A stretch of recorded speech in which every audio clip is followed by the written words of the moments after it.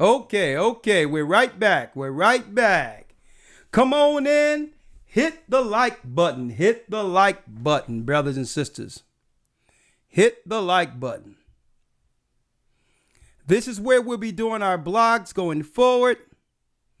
So make sure you subscribe. There's a lot of good things coming down the pipeline for GOCC Media. Let's pick it up from where we left off at now. Verschifft. Oder sie werden durch die Sahara nach Nordafrika getrieben. Viele sterben schon bei den Überfällen auf die Dörfer. Viele an den Strapazen des Transports. Wer auf den Sklavenmärkten ankommt, wird kastriert. Laut Ndiaye überlebt nur einer von 5 diese gefährliche Operation. Die grausame Prozedur trifft alle, die Männer, die auf Plantagen oder im Bergbau schuften, ebenso wie die, die im Haushalt arbeiten oder die Harems bewachen. Diese Eunuchen findet man noch Anfang des 20. Jahrhunderts. Die Araber und die Nordafrikaner waren Rassisten. Sie verachteten die Schwarzen. Deshalb wollten sie nicht, dass sie in ihren Ländern Kinder zeugten. Das erklärt, warum es dort heute keine starke schwarze Diaspora gibt wie in den USA, die eine Aufarbeitung dieser Geschichte fordert und eine Wiedergutmachung. An die Sklaverei der Europäer wird auf der senegalesischen Insel Gorée erinnert. Hier wurden Tausende eingepfercht und nach Amerika verschifft. Solche Erinnerungsorte forderten Ndiaye auch für den brutalen Menschenhandel der Moslems. Der ist für ihn ein Völkermord, denn ein Volk von Kastrierten kann keine Nachkommen zeugen und stirbt zwangsläufig aus. Die Versklavung geschah übrigens im Namen Allahs. Der Koran hat die Sklaverei niemals unterbunden. Im Gegenteil, es gibt viele Stellen im Koran, die die Versklavung von Nichtmuslimen empfehlen. Und im Gegensatz zur Ächtung der Sklaverei im Europa der Aufklärung gab es nie auch nur einen arabischen Intellektuellen, der sich je für die Sache der Schwarzen eingesetzt hat. Im Sudan rufen die Araber schon im 7. Jahrhundert den Dschihad, den heiligen Krieg gegen die Schwarzen, aus. Noch heute werden hier Tausende von ihren eigenen Landsleuten versklavt. Viele Afrikaner beten in Moscheen, obwohl ihre Vorfahren im Namen des Islam geknechtet wurden. Über Jahrhunderte wurden afrikanische Könige gezwungen, sich dem Islam zu unterwerfen und noch dazu Sklaven als Schutzgeld auszuliefern. Durch die Islamisierung wurden die afrikanischen Könige zu Mittätern. Wer sich dem Islam unterwarf, konnte der Versklavung theoretisch entgehen. Wer kein Moslem werden wollte, sollte gezielt gejagt werden. Das war der Grund für die Kollaboration und das entfachte viele Kriege zwischen den afrikanischen Völkern. Die Europäer schauen bis ins frühe 20. Jahrhundert zu. Obwohl sie den Menschenhandel längst verboten haben, dulden ihn die Kolonialarmeen vor Ort.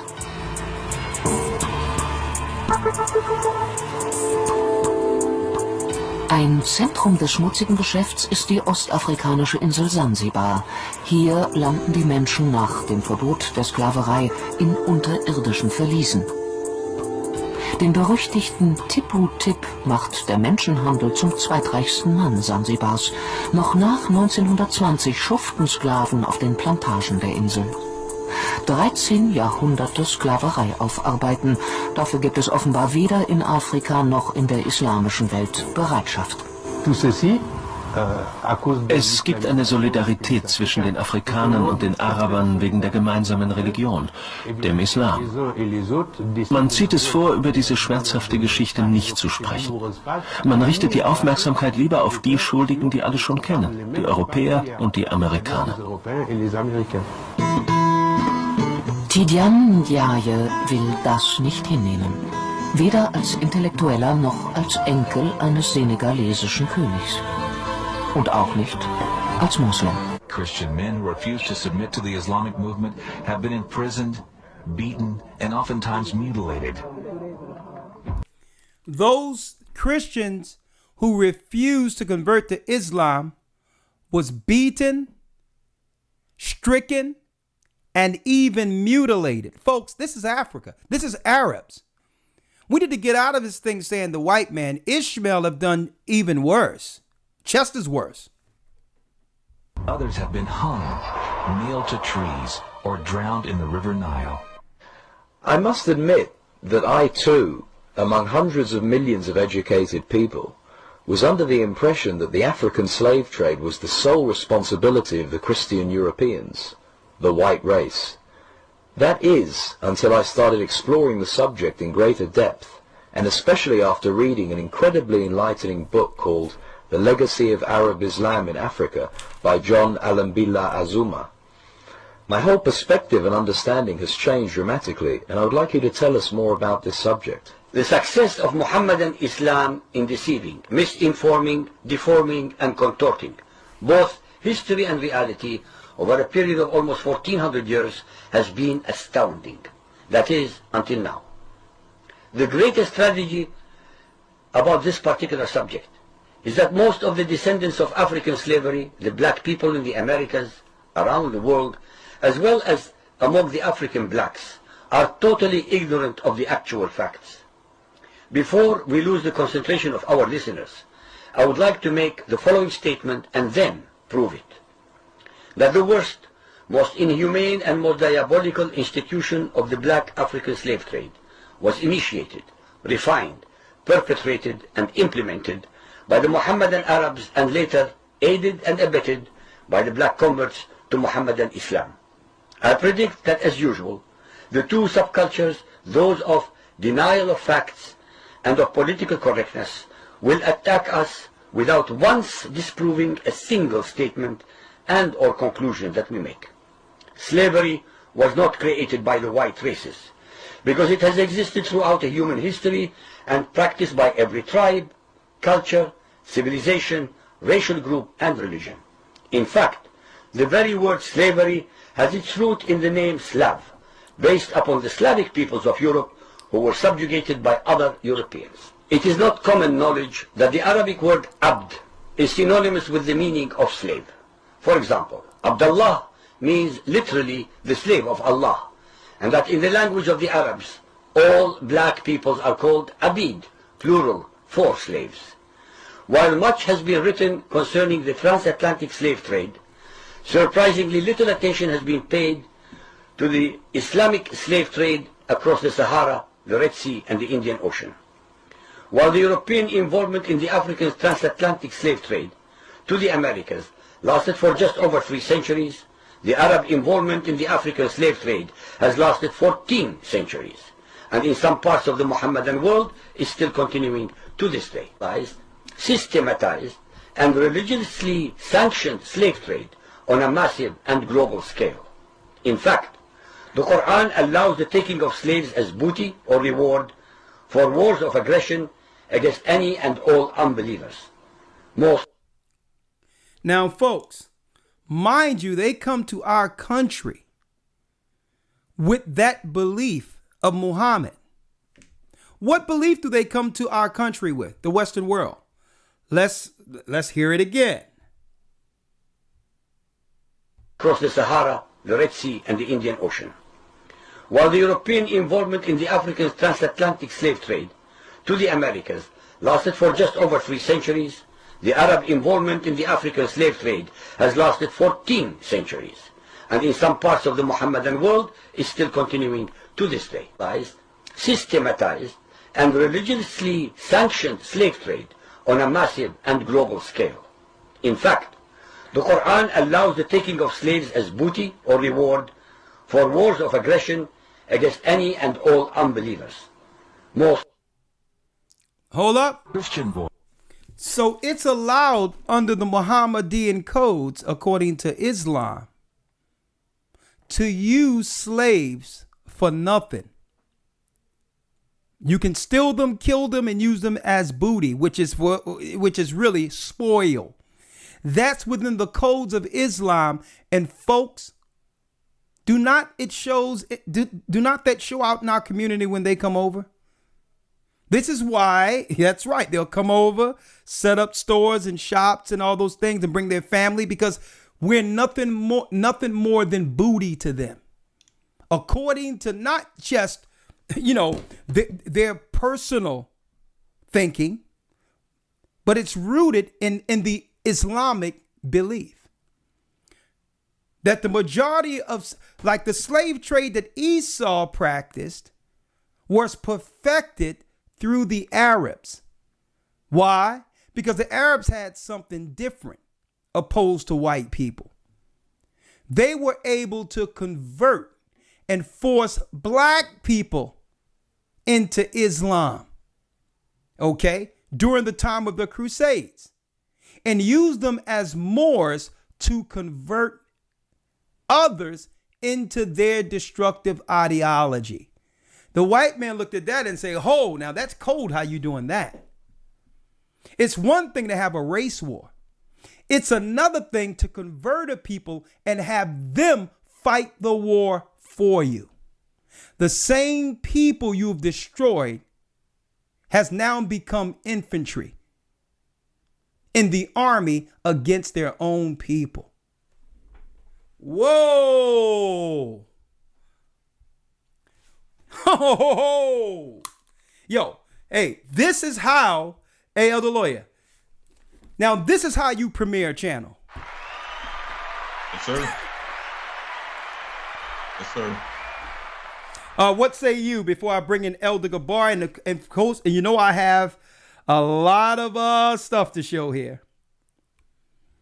I'm going to pass it over to Elder Gabar. I know he's probably chopping at the bit to come in, so I'm going to pass over to Elder Gabar. I'll come in after him. Okay, now I have a lot of clips, but before I go in, again, October 31st, the Hebrew and Bible Academy, go to historytimes.org, where we're adding new lessons, folks. New lessons. Finding the Ark of the Covenant, as well as, that's right, the tribulation in the wilderness. Folks, after traveling throughout the countries and going out and setting churches all over the place, I understand what the Most High talks about when he speaks about rebels and how no matter what you do for people, they'll turn on you and all that. Hey, get ready for a ride. Get ready for us being in the wilderness and the road there to be destroyed in the wilderness, folks. I'm going to be talking about that. I'm going to be talking about that in the Hebrew and Bible Academy. You don't want to miss it. Go to historytimes.org and let's bring in Elder Gabar. Hold up. And of course, we're going to talk about how they manipulated us through the media. Through the media. Hold up. Let me get Elder Gabar Yasha Allah in the house here. All right. Okay, that's him. 1 second. All right. All right, Elder Gabar, are you with us? Okay, I'm waiting here. Elder Gabar, are you with us? Shalom, Elder. Can you hear me? Oh, Elder Gabar is in the house. Okay. All right. This is how we're gonna do it, because I want to make it nice. I'm gonna put both of you here because I'm gonna bring the video up so all of us can see it together, right? So, even though I'm hosting, I'm gonna minimize myself here, right?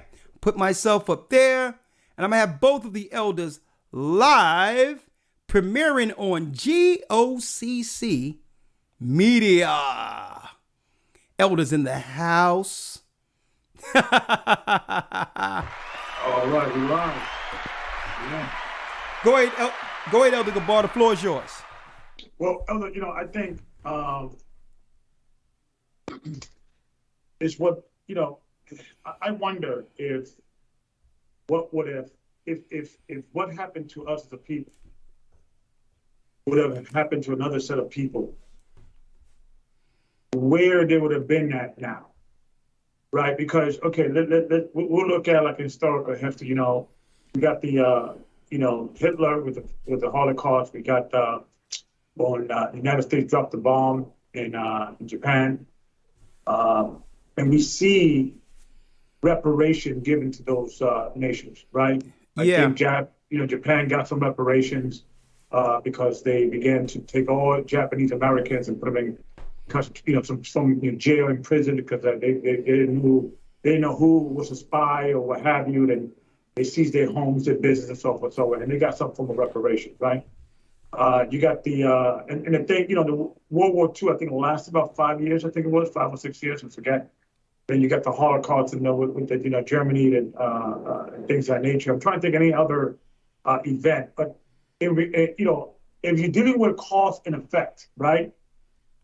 And we clearly saw effect or cause. Then the effect was reparation for the Ashkenazi Jewish community. They got a piece of land in Israel. They got even to this day, Germany and other countries that was complicit with Germany still have to give some financial assistance to Israel.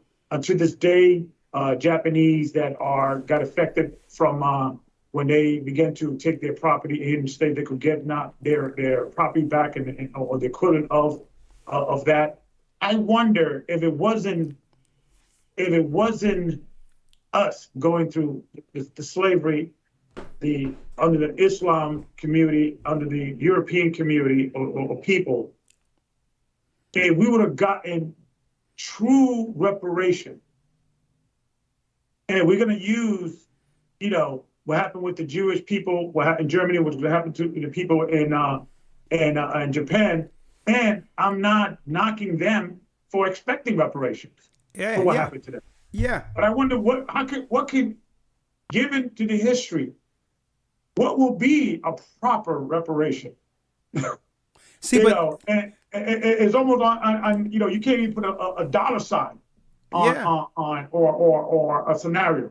And I think the most I set it up that way because really the proper reparation will be give back the children of Israel the entire planet because God has appointed a God-chosen people as to be his ambassadors. And I think he set it up this way to say, okay, this is the proper reparation. Says you guys didn't want to give the people a piece of land, give a people, right now, the United States of America has the ability to give every descendant of slaves, okay, a piece of land, 22 acres. Did you start with 22 acres? My friend, let's go with the 15 acres, acre and a mule. Right. Yeah. But if you calculate that in interest, it'd probably be a few hundred acres, right?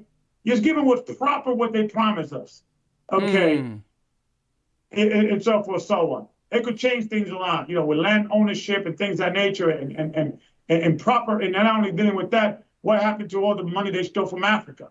If you just do, it will be within the trillions. But I wonder what would have happened if it was Chinese people that has happened to Polish people or Russian people or Italian people or Arabic people. Yeah. So I think what is happening is that we need to understand that this is really a double standard when it comes to with people of color, and this is it's not a United States problem, it's a global problem. You got the brothers over there in India, the untouchables. You got the brothers all over in China getting prosecuted, but getting blamed for COVID over there in China, getting beat up in Iraq. This is a global phenomenon. Yeah. Wherever you go in every country, there's black people. All you gotta do is where's the ghetto, and that's where we at. But this would be and at this point, I'm tired and I'm moving on from asking our enemy for reparation. We're gonna do it ourselves. And let God judgment, and I yield with that. Yeah, and let God judge them. Yeah, it's like this, man, right? And I'm glad you brought up that point. I wasn't thinking about the reparations piece, Elder Gabar. But one thing that stands out: what's so heinous about these other people? What's so heinous concerning what was done to these other people, where they would leapfrog the transatlantic slave trade? How can the Japanese being put in internment camps until the war was over supersede the transatlantic slave trade? What made them look at the Japanese and say, or even Hiroshima and Nagasaki? Mm-hmm. Like they can look at that and say, you know what, let's leapfrog an entire black holocaust of biblical proportions. Mm-hmm. I mean, even listen, the Holocaust, the Jewish people, whatever. Listen, they are in enough power to keep that on the conscience of people, keep it on the consciousness of the minds, to show people why there should be some level of sympathy and reparations for them. Okay. We're not saying that they shouldn't get anything. If someone treats you a certain type of way, that's right. There should be restitution. How can everyone politically leapfrog us? That's the question. And you know what I hate more so than everything? And I'm going to show you how we got here, Elder Gabar. And I'm going to keep all this through. I like this, the way this looks. What makes me sick concerning all of this when it comes to that, right? They politically tell us or shape the ideas of what our community should receive. They'll talk about stuff that we're not even concerned about. Mm-hmm. The same time Ice Cube was talking about reparations, they was talking about black women and child mortality. Child mortality, saying that children are disproportionately die at birth with blacks opposed to any other race. Mm-hmm. When that wasn't the issue. You give us what belongs to us and we'll make sure we set up our own hospitals that will assure our children are born without having to suffer and be assailed by whatever you trying to give them. We can fix our own child mortality. So they would just create stuff. I think blacks, we start talking about politically what should happen for our people, and they'll start talking about there should be protection for trans people. What the Hades? They never pull out an LBGT when it comes to Jewish people, when it comes to Asian people. Soon as our people, Elder Lloyd elders, start talking about what belongs to us, you want to pull out someone's sexual desires and to protect them to be intersexual. Right. So who is these people framing the narrative for what they claim our people need? And then above all, they, going back to the original premise, because I'm going to pull it up, they make the subculture the voices for our people. Nicki Minaj, hold up, Joe Biden sat with Nicki Minaj before Ice Cube.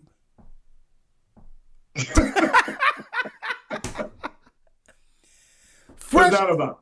Fresh off the WAP song. Okay. Why is that? Why did not people push back and say, what's wrong with this picture? And ask, what's wrong with this? Mm-hmm. Where was the black man? The only black man that can represent us politically is a gay man. Mm-mm-mm. So I'm going to show you why. I'm going to show you how they manipulate us, folks, through media. And this is why. And I hope all of you will follow suit, folks. If anything comes on concerning death, any medication, anything, if I see it on TV, I'm muting the TV. Why? I like some of the scenes they have with people walking down the street, holding hands, swimming, jogging. And I just look at the scene, but I'm not going to allow them to invade my mind and influence my subconscious with death. Take this. If you have this issue or that issue, eventually you're going to come down with one of those issues through suggestion. So I understand the power of media and its control by doing what? Entering the subconscious. The Most High elders have made the brain so great that everything it sees and hears is filed. Mm-hmm. Even though you may forget you've seen it. If you think hard enough, you'll be able to recall it because everything that comes into your conscience is recorded. The greatest hard drive ever known in all creation is the brain. So even though I'm not paying attention to that commercial and I may be chopping onions, if I'm hearing it, it's coming into my subconscious. Mm-hmm. And we must protect our what? We must protect our temples at all time, including what subconsciously goes in it. Now, if there's a scene and they try to sneak a gay scene in, you know what I'm doing? I'm turning it off. Straight up. Even if I see a woman look at another woman wrong, or if a guy look like he's about to get in an elevator and do something uncomely, I'm turning it off. I don't care. Because why? You're not going to take 5% of the population, which is 5 out of 100 people of our population, and put it on TV as if it's the norm. When if you was going to do it unbiasedly, if you was going to do it according to the numbers, we shouldn't see a scene like that. If you're going to show it, you should show it. It should dictate real life. If you're going to show it, it should be 5% of the time. And if you did show it 5% of the time, I would still turn it off because it's against the moral code. Exactly. Society, every society was taken down when they begin to what? Unravel that society at its moral fibers. When you begin to untangle the moral fibers, the whole culture falls. And it's upon us to stand with our children and say, you know what you intake means something.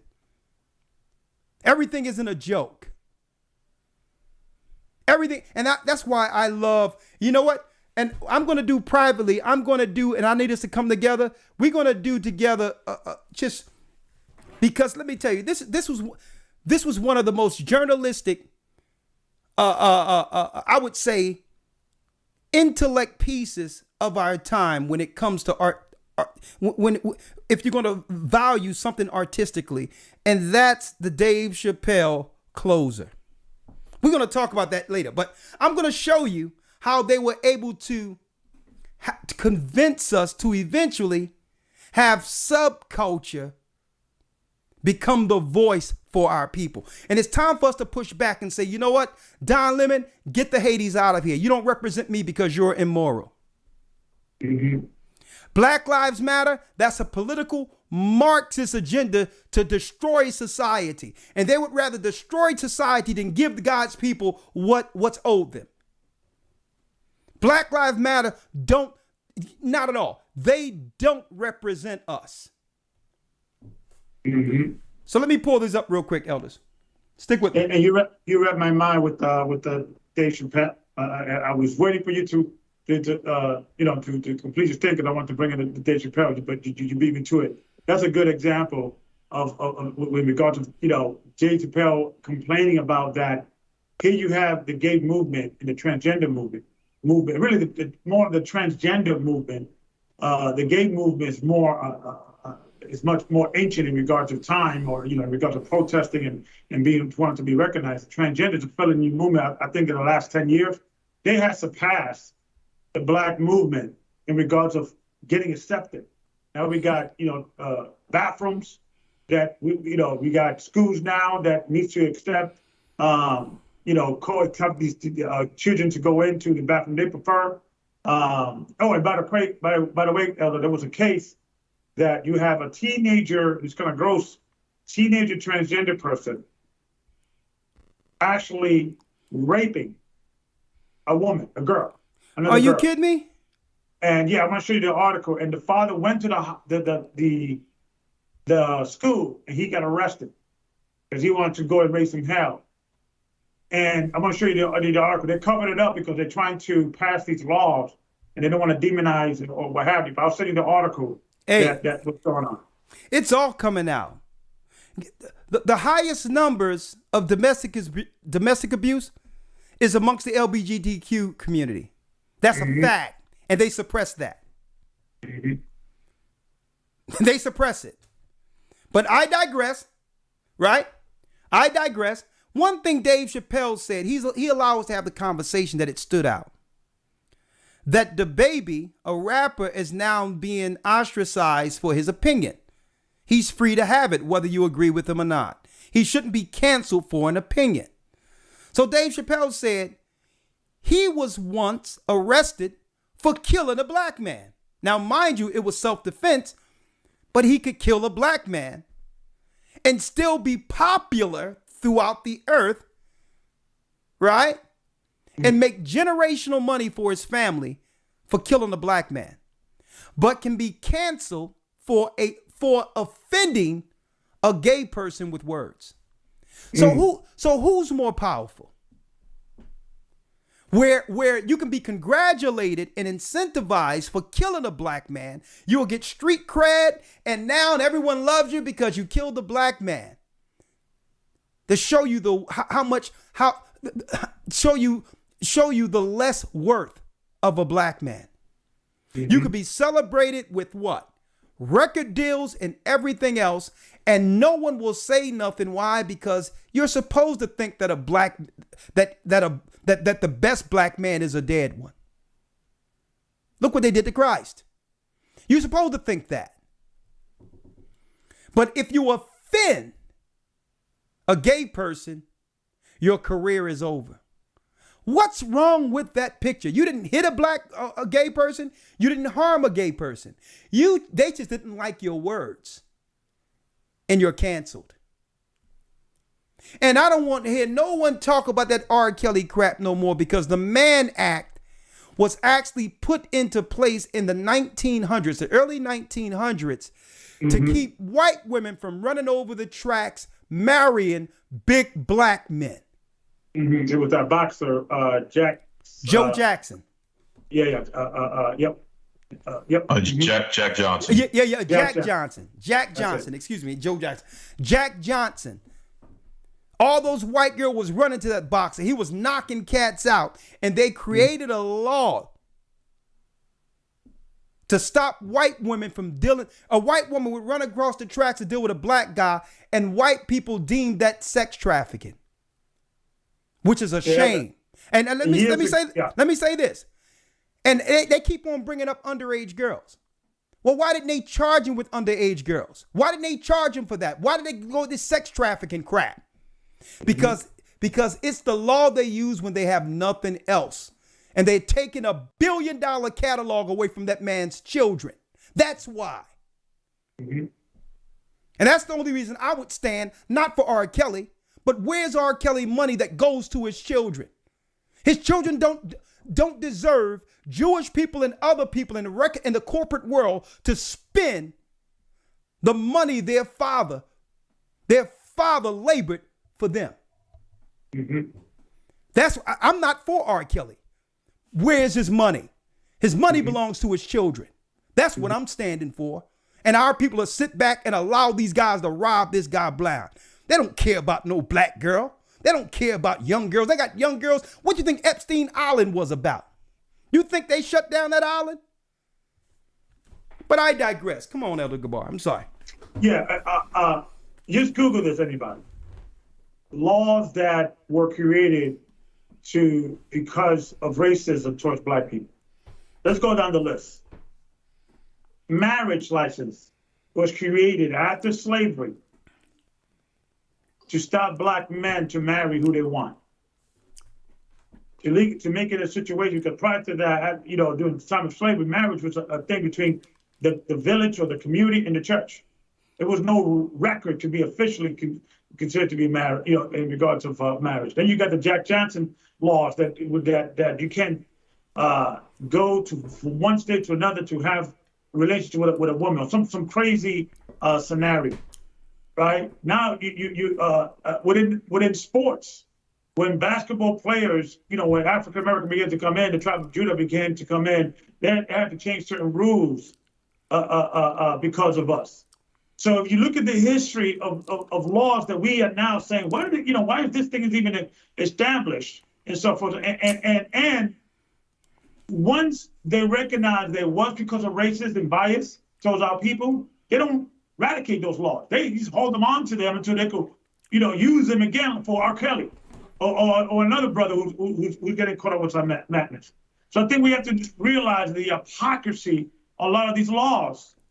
Look how many brothers, and I'm not for or against, I'm not for hemp and things of that nature. You know how many brothers in the 80s, the 90s got locked up for just having an ounce of marijuana now is legal now. You can walk around with it. It's all these laws, the 1, 2, 3 strike laws. All these laws are catered to lock up and jam up our people, and no one is really talking about these things. Yeah. No one is suggesting these things, and he's keeping on in the back burner until they need it again to find some justification. So I yield with that. And so let's go now. I'm gonna tell you right now, man. I'm gonna tell you right now. And we look at the guys in the conscious community. I mean, what's going on here? I mean, these guys are running loose. You got Dr. York, who's known for whatever he was doing. I'm just saying. But these are the guys they push in front to stop the morality and the steam that comes with what? Our people believing in the Bible. Mm-hmm. You know what's great? Yeah. You know what the greatest lie that came from the conscious community was? And guess what? Let me tell you, Brother Polite make R. Kelly look like Raj from Good Times. Mm-mm-mm. Okay? Raj was a good guy. And this guy running around doing, just like his daddy, running around doing all types of wickedness, stealing and robbing. And you know what their claim of fame? You know what they would always use to try to lure our people into Satanhood? Here's the Bible's tampered with. Mm-hmm. King James was a white homosexual. White homosexual? When did the conscious community ever have problem with homosexuals? Especially with a leader by the name of Dr. York, who was having sex with little boys and girls. Mm-hmm. The dude got like about 200 kids running around. Yeah, but I digress. Hundreds of people, and it's almost like it's almost as if the people that you would not be allowed in the church. I mean, yeah. Make it clear. I was wrong. Raj from what's happening. Right. Raj from what's happening. Yeah.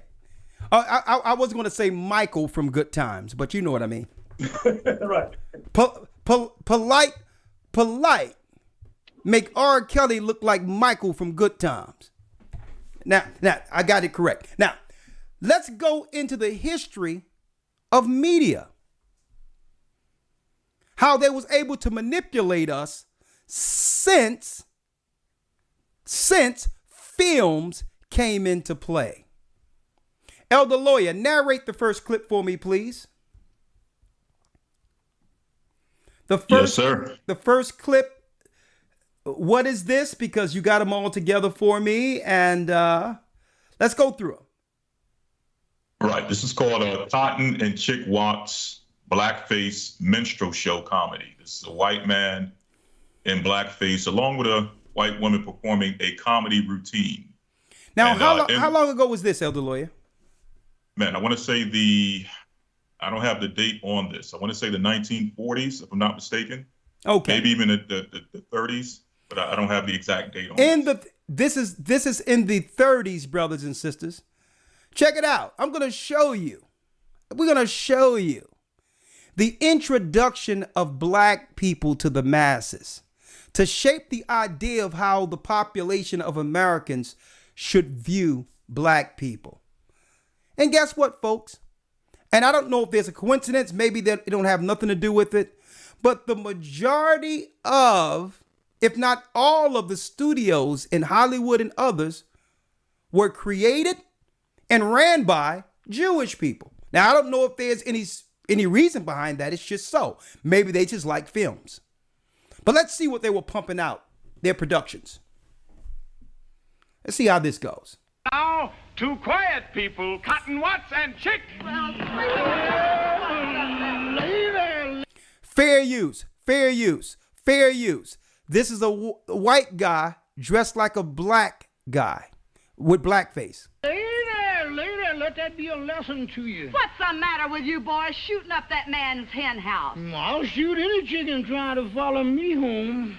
Well, why don't you get a job and go to work? You almost had me a job this morning. Where?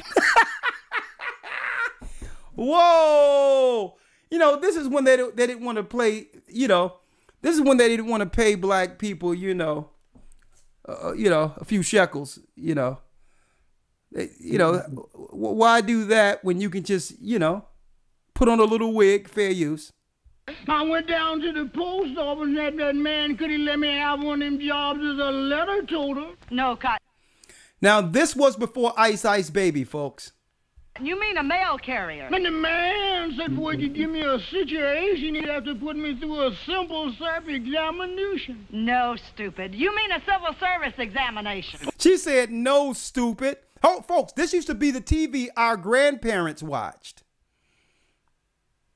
Situation, he'd have to put me through a simple self-examination. No, stupid. You mean a civil service examination? Well, the man carried me in a little room and set me down and started asking me a gang of questions. Well, what'd he ask you? First thing the man asked me is, how far is it from the sun to the moon? He asked you how far it was from the sun to the moon? Yeah, that's what the man asked me. Well, what'd you tell him? I told him if he was going to give me that route, I didn't want to jog. Well, tell me, how would you like to go to work for me? Yes, ma'am. How much you gonna pay me, I hope? Well, let's see now. I'll pay you all your worth. No, ma'am. I got... There you go, folks. Hollywood at its finest.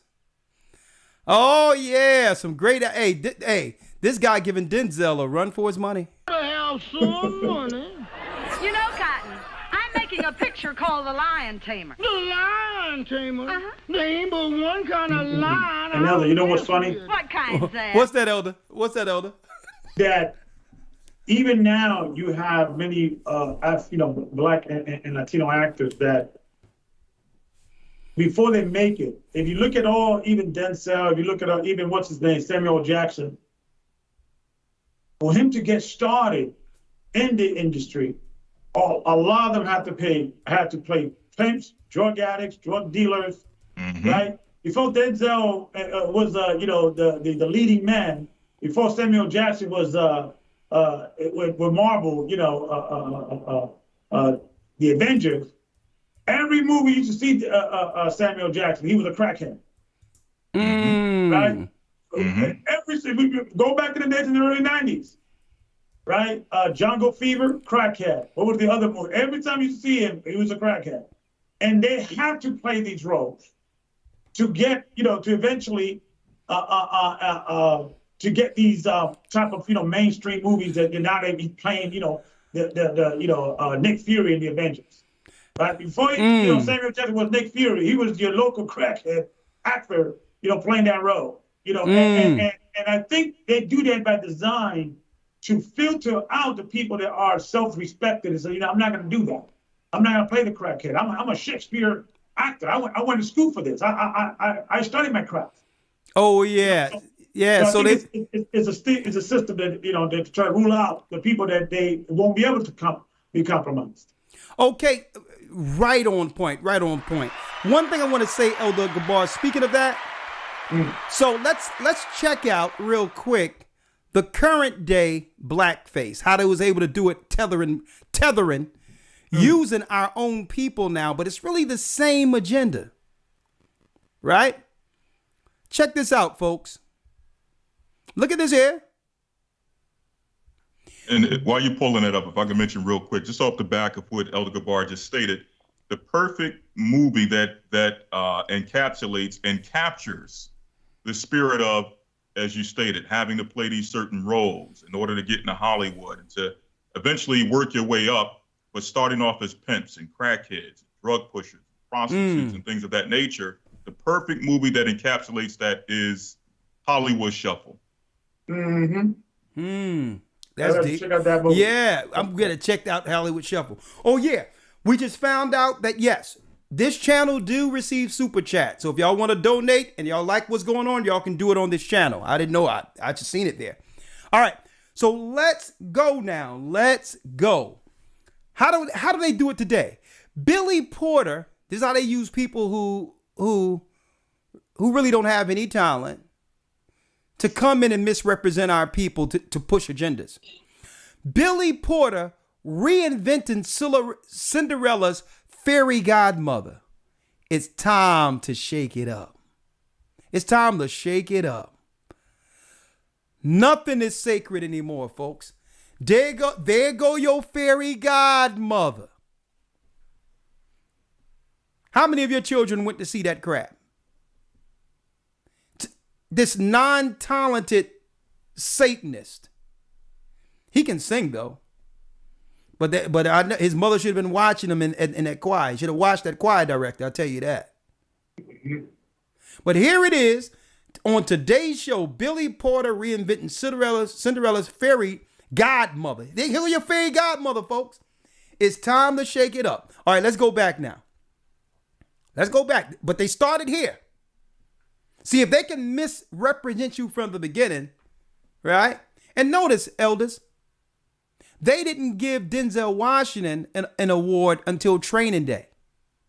Mm-hmm. He had to play the caricature of the stereotypical bad black cop with all these white cops out here doing all types of evil. He had to become the face of a bad cop. Mm-hmm. See? But here it is. Ooh, Now when he played Michael I'm Max. sorry. What'd you say, Elder? He did. He. You know, all these great movies that Denzel did. Michael Max. He couldn't have won an award for that. He couldn't have. You know, I know he won. I think he got nominated for Glory. You know, the slavery movie. I think that was the last time. But he did so much body of work prior to Training Day. Yeah, Not to say Training Day was not great. And he did a great job. But I'm saying there was all these other scenarios like Michael Max that he should have been winning an award. Man, listen, if he don't get an award for Malcolm X, he don't need to get an award. Mm-hmm. Training Day was just the makeup award, knowing that they just straight him and Spike Lee. They couldn't do that. I mean, did he play Malcolm or what? But I digress. Let me show you who's given not only Morgan Freeman, but Denzel a run for their money.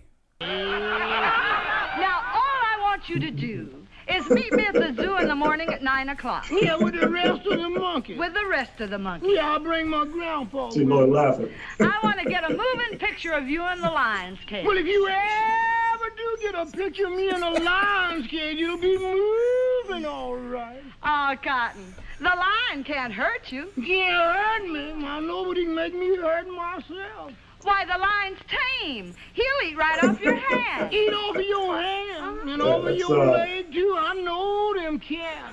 Oh, but you don't understand, Cotton. The lion was raised on milk. Raised on milk? I was, too, but I eat pork chops now. Oh, shucks now. Hey, I tell you what, man.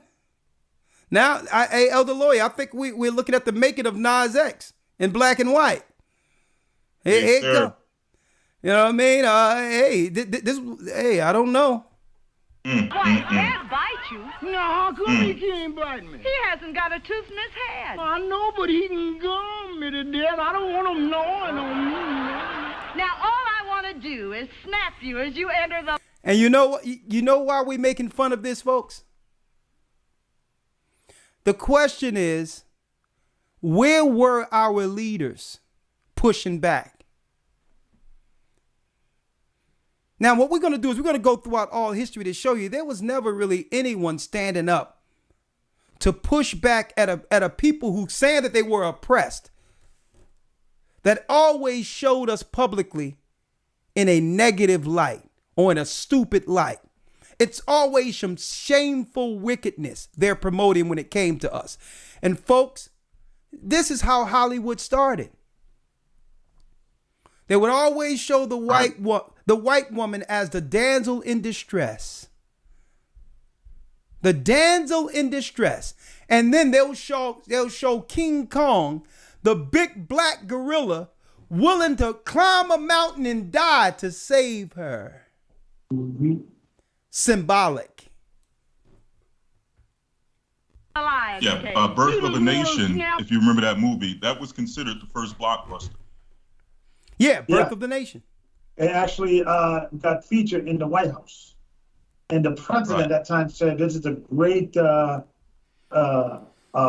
capture of history, great. Yeah. Okay. Yeah. Me as I enter? Yes. Well, you better snap me as I enter, Unbelievable. because you will. Go ahead, Elder. Yeah, and this is the thing, I could go the same topic that we're discussing right now in 2021. I could find people of color complaining about these things in the early 2000s, in the 90s, in the 80s, in the 70s. And you can find an interview, you can find an article, you can find a news clip, you can find a show, you can find whatever. So that if we still complain about the same issues,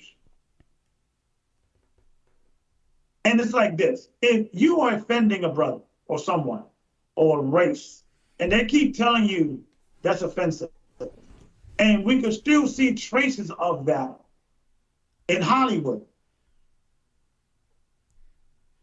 Well, how can you complain when people flip out? And I'm not condoning, the protest during the time of during the time of the lockdown and all that, Black Lives Matter and all that. And I, as an organization, Black Lives Matter, I don't support, but as a concept, I understand it.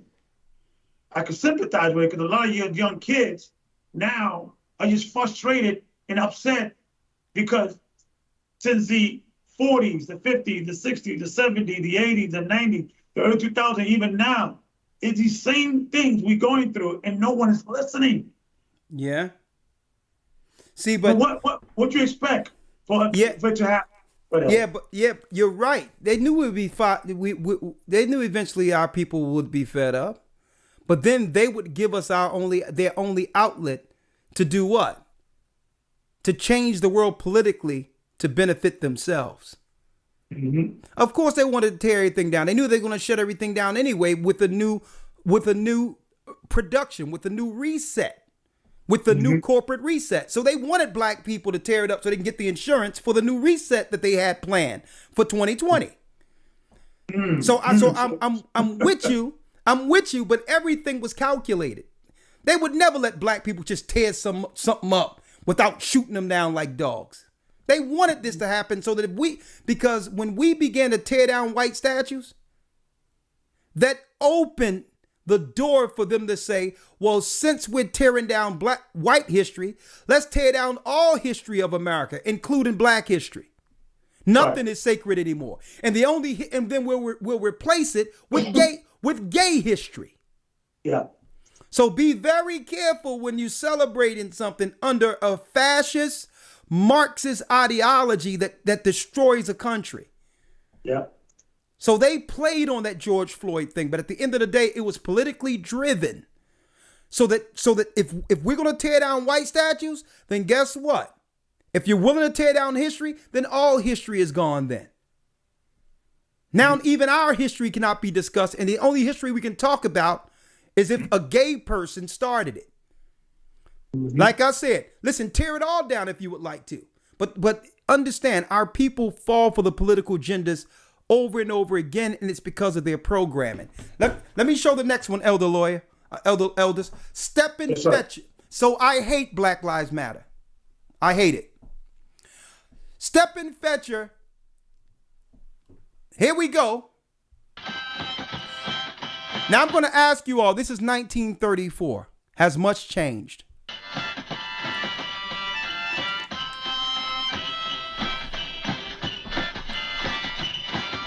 Fair use. This is fair use for educational purposes only. Oh, I've lived all alone in a country called our home. Ain't for nothing, that just like mother and dad. Yeah, and I got a spare one of them. Desolate. See it? I ain't trying to tell you what to do, but I just say. Does anyone know what this guy is saying? And if you want to understand what's going on here, turn on some trap music, okay? Got it, Hey! Percocet, Molly Percocet. How you expect to do I'm in love with a cocoa. to win that And, cocaine and Elder, I don't know if you've seen, I may come on tomorrow on the I Am Fit podcast. Check out the Mick Mills new album cover. It's getting a lot of pushback on the situation because it's once again showing our sisters in a negative perspective, using art and music and entertainment to once again continue perpetrating the same negative stereotypes. So I might come on to that after the show with Bishop Amath. We got a discussion on this new album of Mr. Mick Mills. Well, you know what? You know what? I'm going to look at that, but you know what? They have a plan for Meek Mills. And Brother Meek, I know you from Philly. If you're hearing this, brother, man, watch out. They're seeking to R. Kelly you, man. And how do we know that? A woman was interviewed by another sister in Chicago. And this sister says she have a child. It's Meek's, and she was 15 years old when he met her. You can tell that it was constructed. She said she was 15. She was at a party. He thought she was feeling him, and she fell out. So you know what that means. She fell out. It's the R. Kelly story mixed with Bill Cosby all in one, and you can tell that it was constructed for her. So watch out. Here it comes. Well, you're about to receive it. The Mann Act is coming, because you know what? When he's talking about prison reform, hey, let me tell you, he started waking listen, prison is free labor. And America have more black people, more people incarcerated within this country than any other country in the world. And any time in history. In history. Yeah. So there's more people in jail today than time of slave being enslaved in slavery time. Yeah. So when I seen the video, I'm like, they dropped it just like they dropped it with that garbage, Surviving R. Kelly. They'll drop it, a little fanfare. They'll put it out there because what they're doing is they're dribbling evidence out there. And they're going to claim it was all spontaneous and organic. But when I seen that yesterday, I'm like, oh, here he come. It's coming. And hey,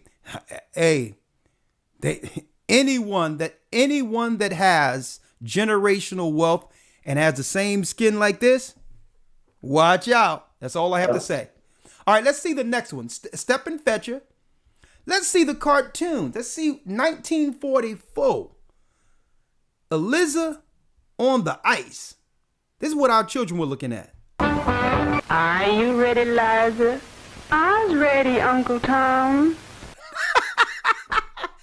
I's ready, Uncle Tom. Now, mind you, we have to really find the racial persuasion and religion behind the people who was producing this. Ready, Liza? I's ready, Uncle Tom. Universal. This is Universal and Disney. Who started Hollywood? Yeah, exactly. Universal and Disney. Let's do it again.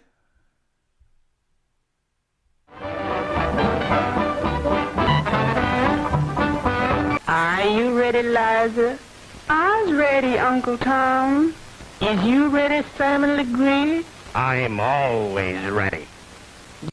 Now, I hope you heard the diction of the white guy. I'm always ready. Perfect English. Get on your mark. Get set. I hope people could hear. I don't know. I cannot hear it in my end, so I don't know if that's But look at these videos. Hear these videos and look at your typical rap song today. Yep. It's the same buffoonery we're seeing, elders, in the rap game. Promoting buffoonery, shame. But it's one thing for them to do it. It's another thing where you degrade a society to a level where they'll do it for you. With a lynch over again. Yep.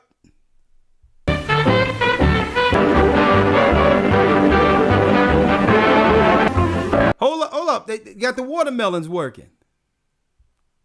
No, you can't have a black exploitation without watermelon.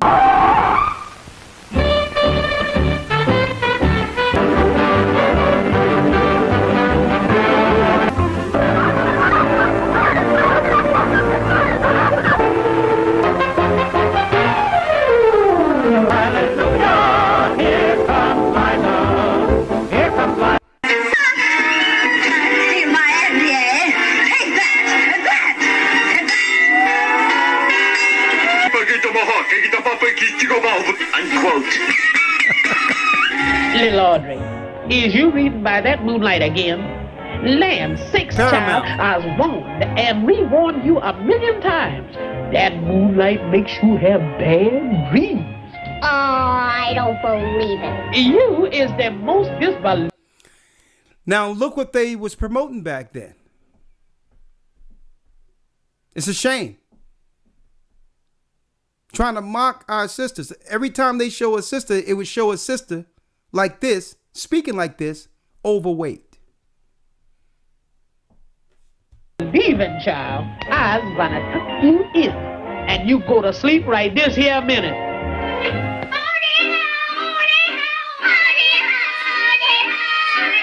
Now, how many times do you see in those cartoons, Mammy tucking a black child in it and reading her stories at night? Him or her stories. Have you ever seen that in any of the black exploitation, in any of the old movies, where a black woman is actually reading bedtime stories and caring for her own children?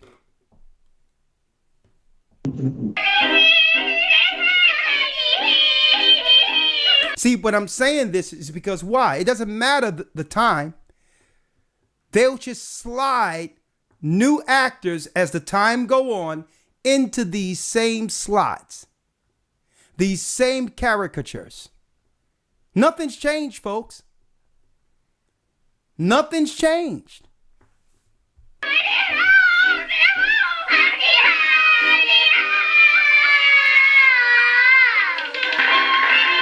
Hold up. Don't tell me they was able to stop the children from crying with watermelon.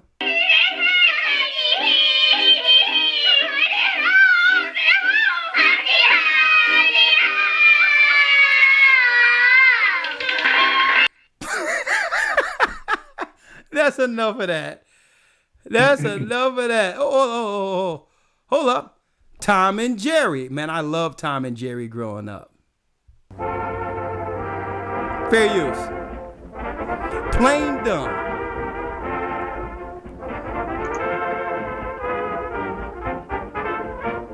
Gene Roddenberry. John Foster.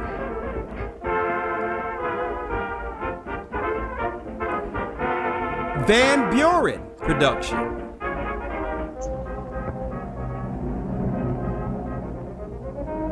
If we make this non-stop flight to Africa, we'll be heroes. Let's get straight to it. Let's get straight to it. The plane crashed.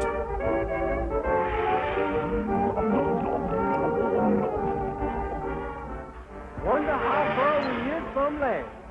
About 20 knots? How come they got knots in the ocean?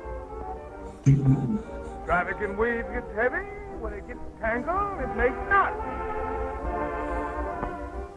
Look at that. Look at that.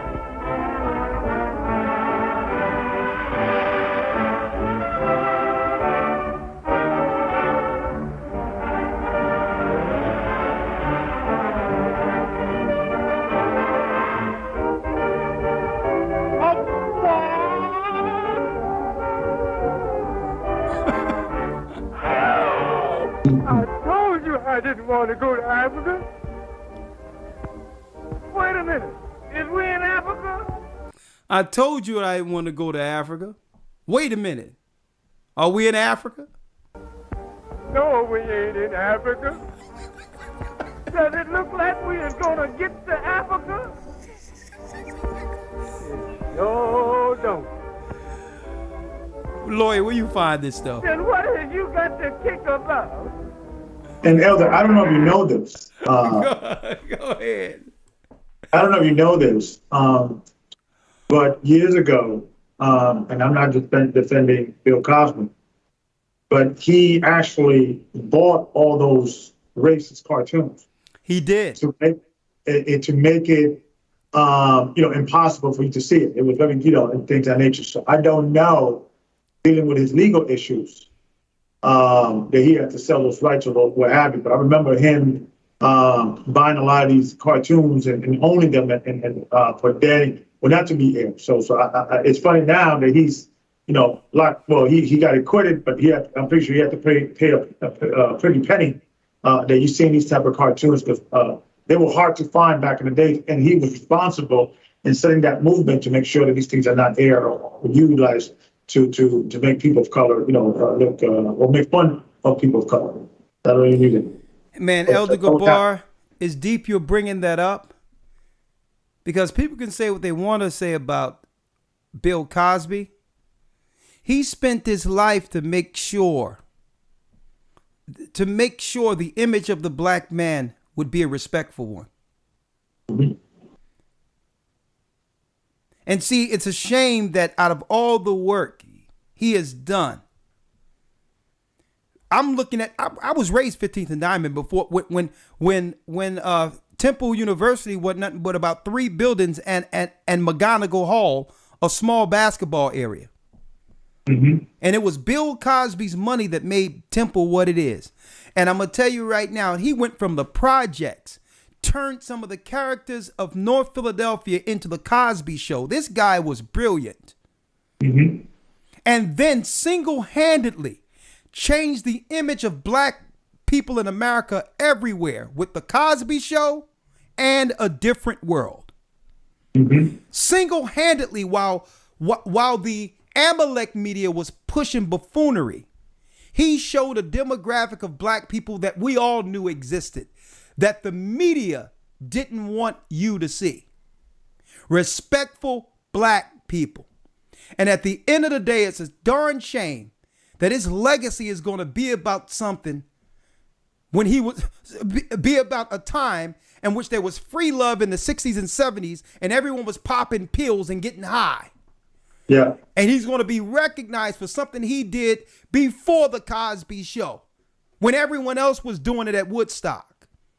He's going to be recognized as what? A druggie who drugged women for sex.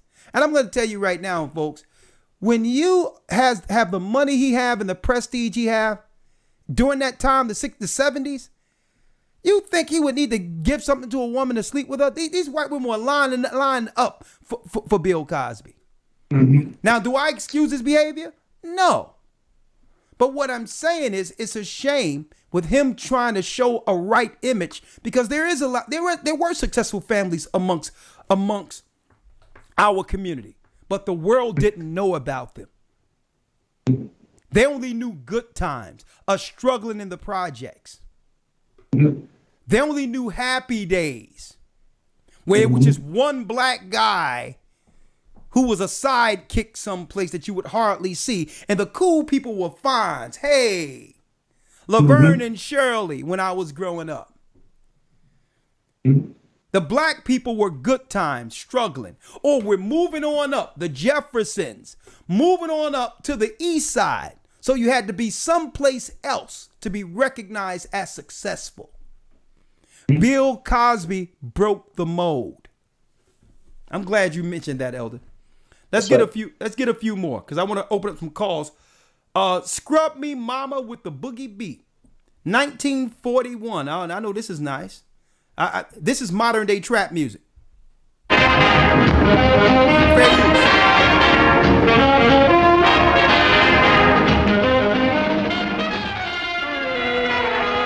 Fair use.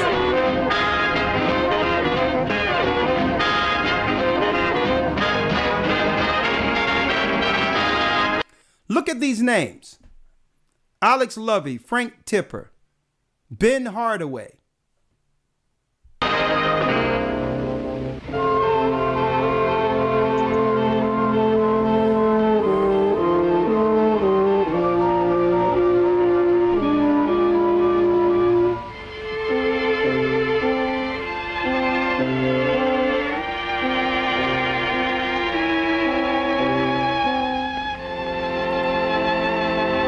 Lazy Town Laundry. So who's washing at Lazy Town Laundry?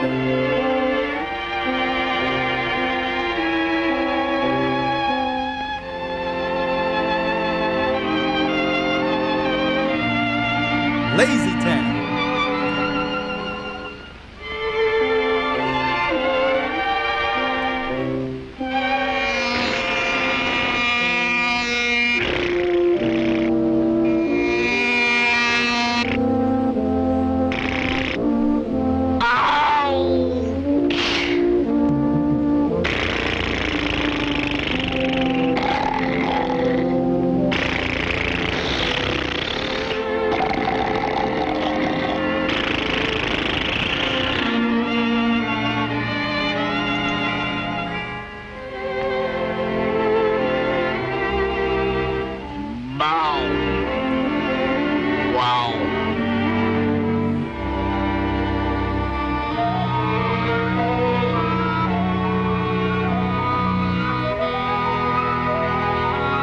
Fair use.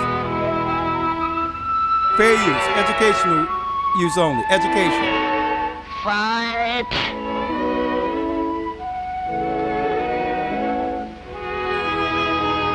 Take that. You take that. I'll bust your head.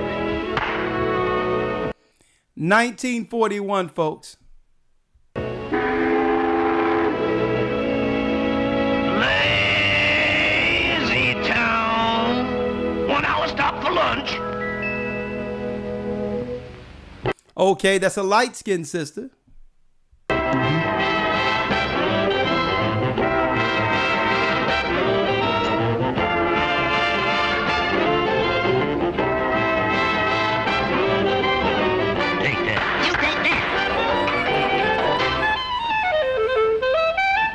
Listen, Mammy, that ain't no way to wash clothes. What you all need is rhythm. What do you all mean, rhythm?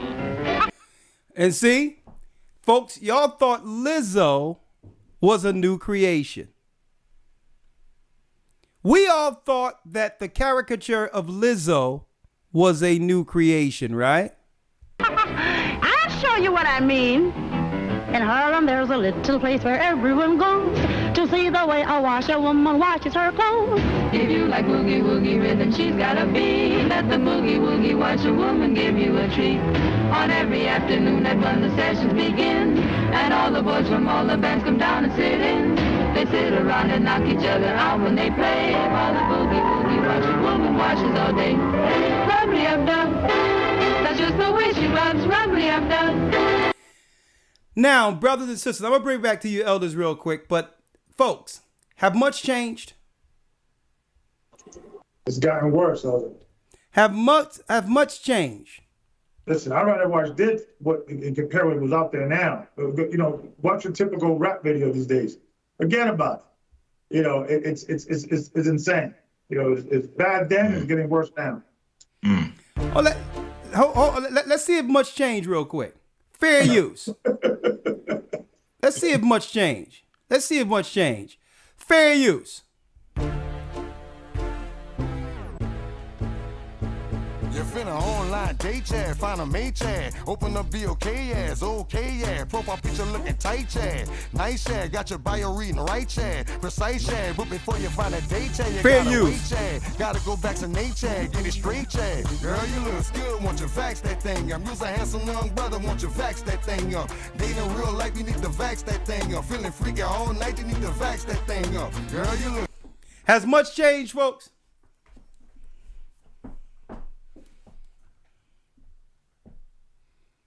Have we not been How long will we as a people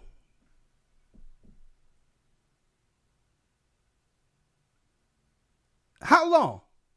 How long as a people will we continue to be manipulated? Have anything changed?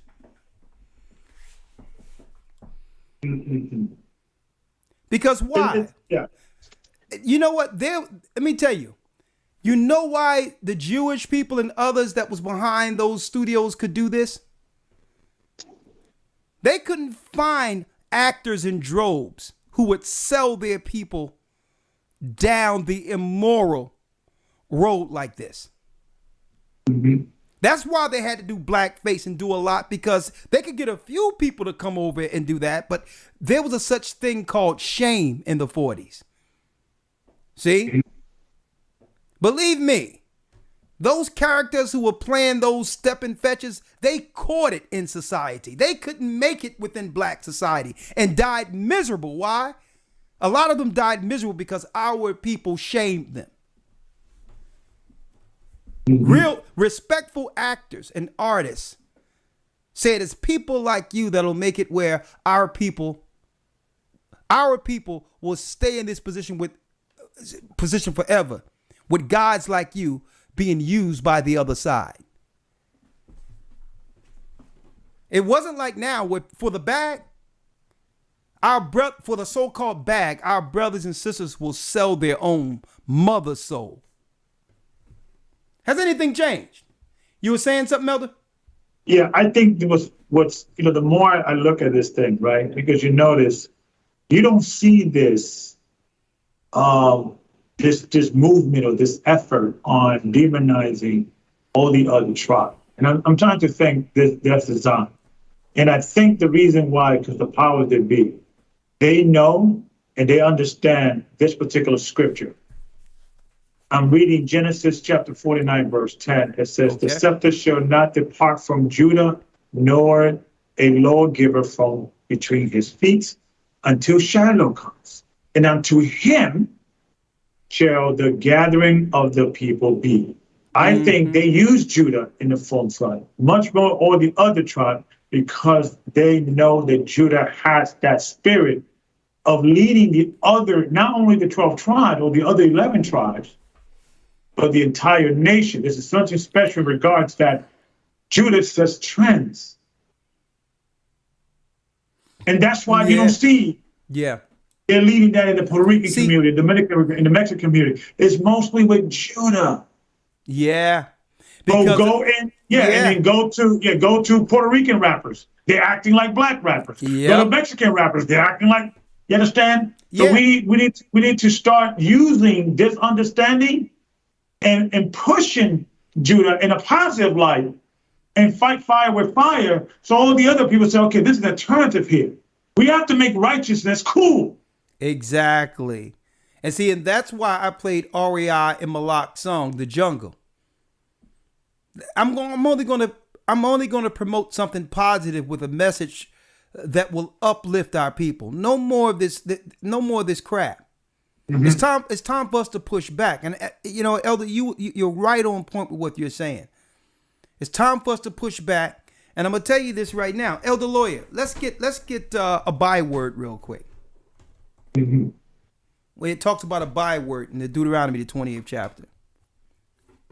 It's time for us to. We've been manipulated. Why? Yeah. Think about this.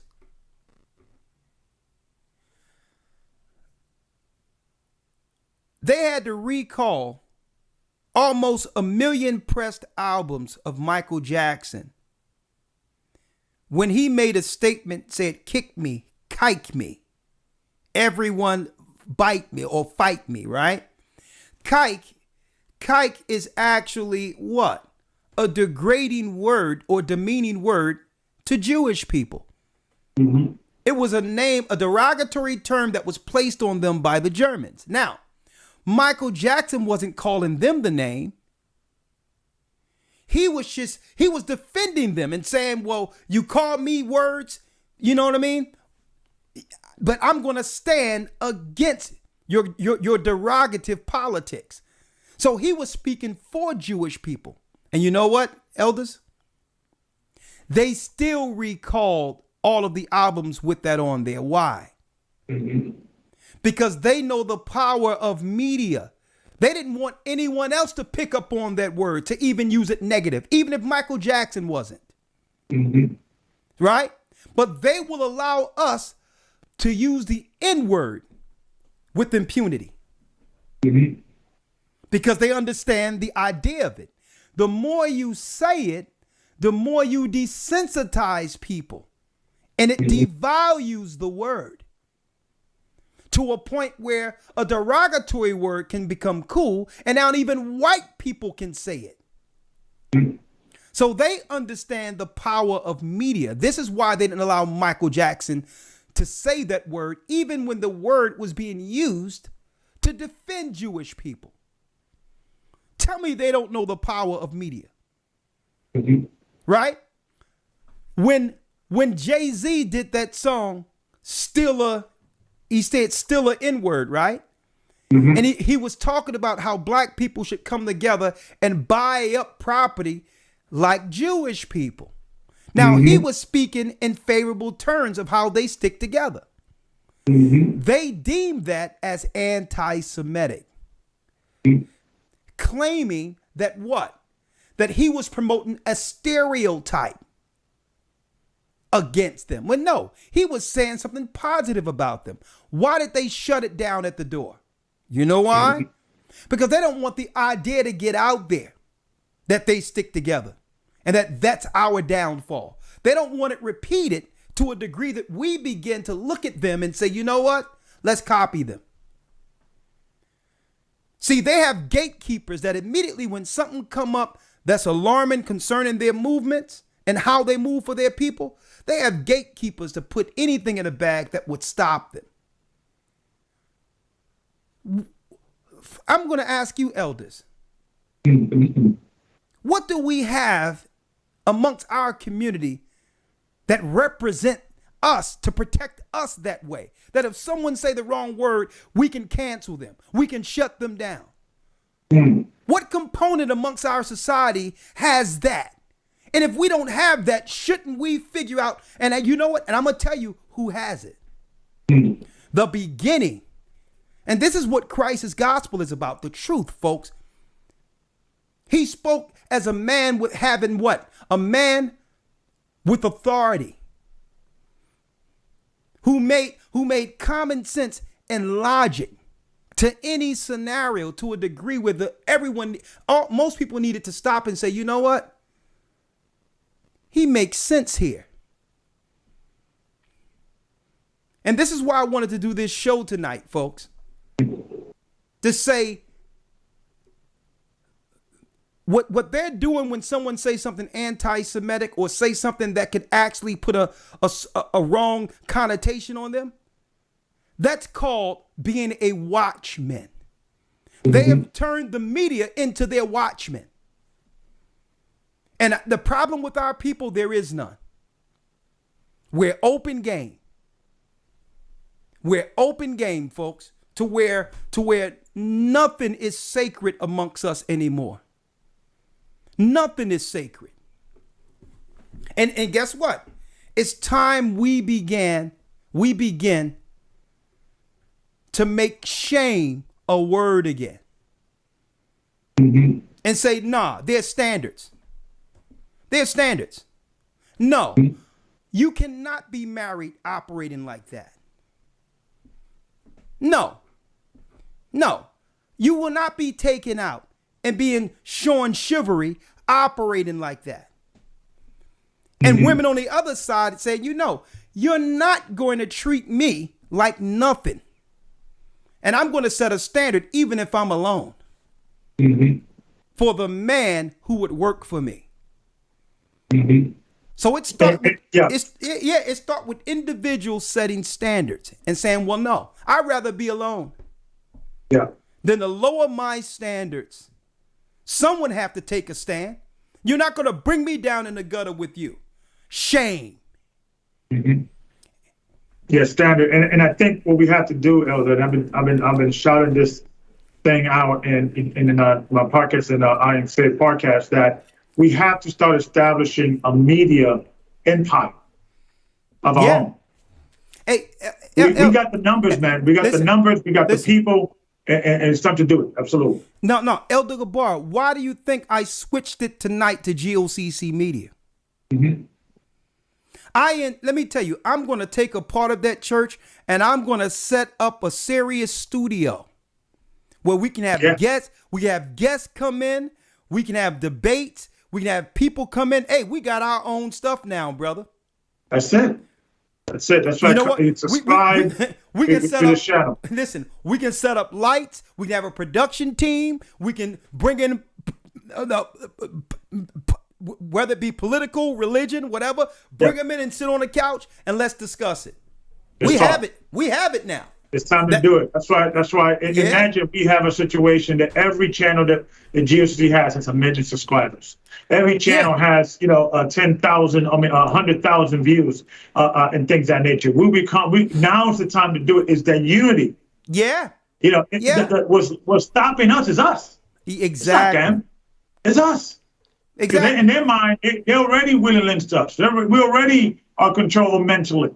If we could start switching things around and stop being scared, thinking that, if we do this, they're going to come against us. So what? We have to create the narrative that the movement is bigger than one thing.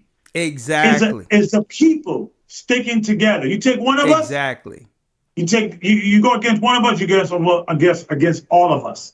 Okay, look at what we did. Shut that down in SOBs when Africa Bambaataa was trying to go out there and perform, being accused child molester. Yeah. Huh? Look at when we shut that down.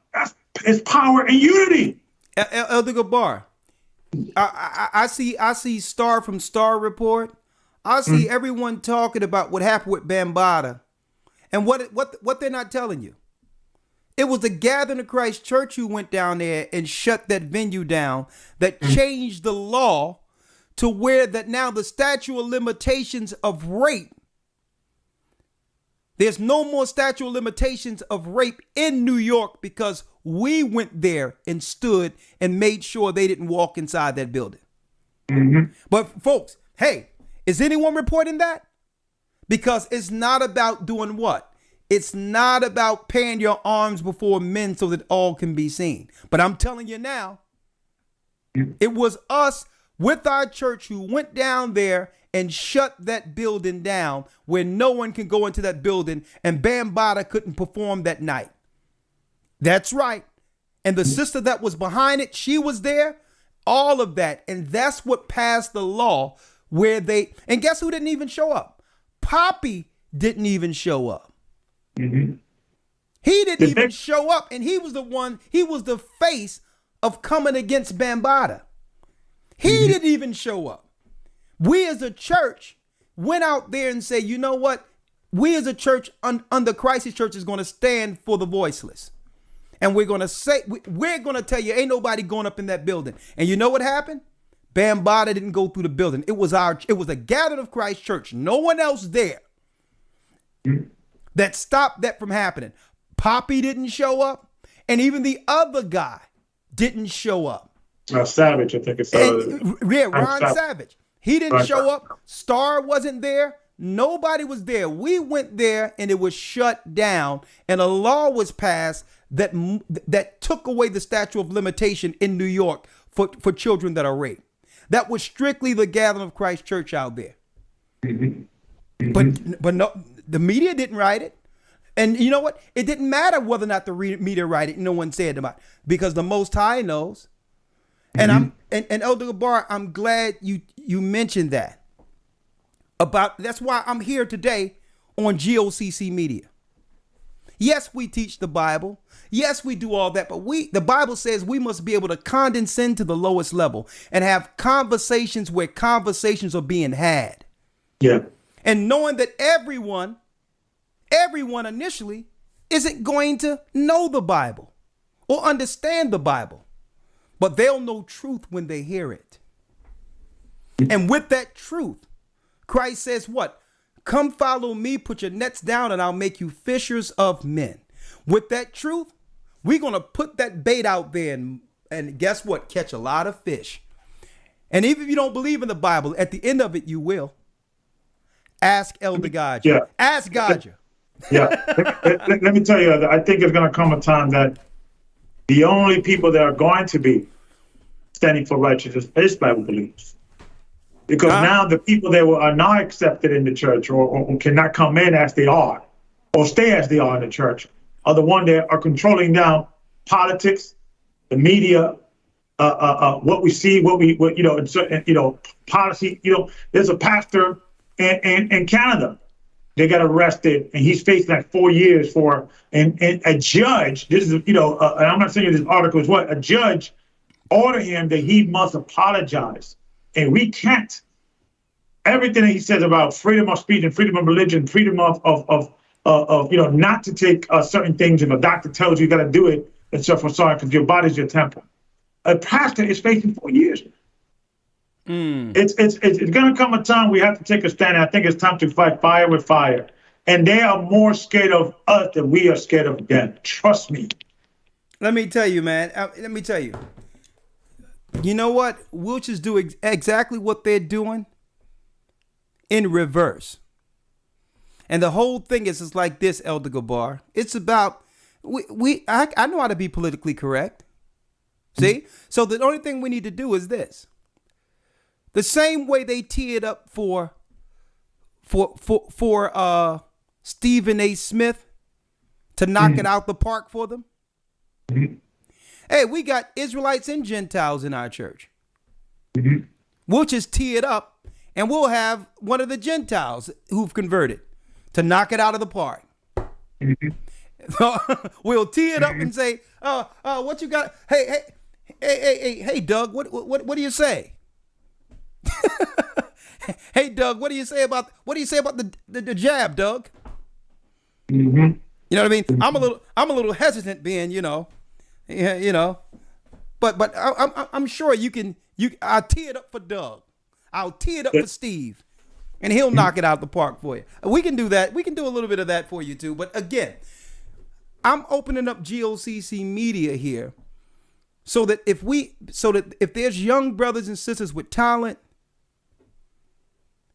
clean talent, like those sisters in Dallas, and brothers and sisters have something that they want to show artistically, it can be right here on this channel. I don't care. One day, listen, we got a lot of time. We can have sisters and brothers whipping up recipes for 30 minutes, showing a dish that nobody know about.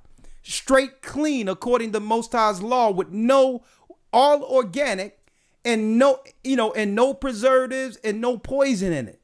How to eat clean. We can take this GOCC Media and listen, we got brothers who are carpenters. How to do certain things, how to design, how to do that. We can use GOCC Media to prove that the kingdom is within us and there's nothing we cannot accomplish as a people. And stop looking on the outside for everything the Most High have given us. They have built this world off of us, proving it was in us. The kingdom was in us the whole time because we built this one. Because what people need to understand is that, I'm going to use this example. There's a guy, Dr. Kuta. He's a CNN contributor, right? Yeah. And he's pro jab and everything. He actually called. There's a guy by the name of Joe Rogan. He's a guy that he's in Spotify. Yeah, I know Joe Rogan. He's more like an independent thinker. So Kuta, and I know he didn't do this on his own. CNN had Kuta call Joe Rogan to come on the show. And the reason why is because he said, people that watch CNN, they're already converted. They already, are an outsider. They understand what we're saying and agree what we're saying. What we need to do, I want to come and reach over to people that don't agree with what we're saying. So now what's happening, this global media empire called CNN is not going to what? Content creators, right? Because they understand that this thing called media, this thing now it's hard for them to really control the way they used to control it. Yeah. So we have to create a scenario among the church of saying that, it's because when you go to the so-called Jewish community, the rabbi controls the community. One rabbi can say, well, for this guy, and everybody does it. Boom. There's power in that. And a lot of people get caught up always criticizing an organization that is run by a black man, and especially a dark-skinned black man. Yeah. And I've said this before 1,000 times. We as elders will not be going through the issues we're going through if we didn't have this complexion. Straight up. Yep. We have to start saying, listen, man, our organization is not perfect. We're working on it, but we need to stick together and create a system that we're moving together. But in every system, you got the head and you got the tail. You got the shoulders. Yeah. You got the torso. You got to know your part. You understand? And then once we create that media so that we have 1 million subscribers, we have a studio, we can do commercials and movies and process music, that they cannot ignore us. They're going to start inviting, wanting to come onto our platform and trying to now say we can't ignore them anymore. Yeah. You can't just simply diminish them and dismiss them as insignificant. They're too powerful for us to do that. Yeah. And that's what we need to start focusing on. Let's get on. Yeah. Hey, Elder, I'm telling you, it's like the guy that came on and won that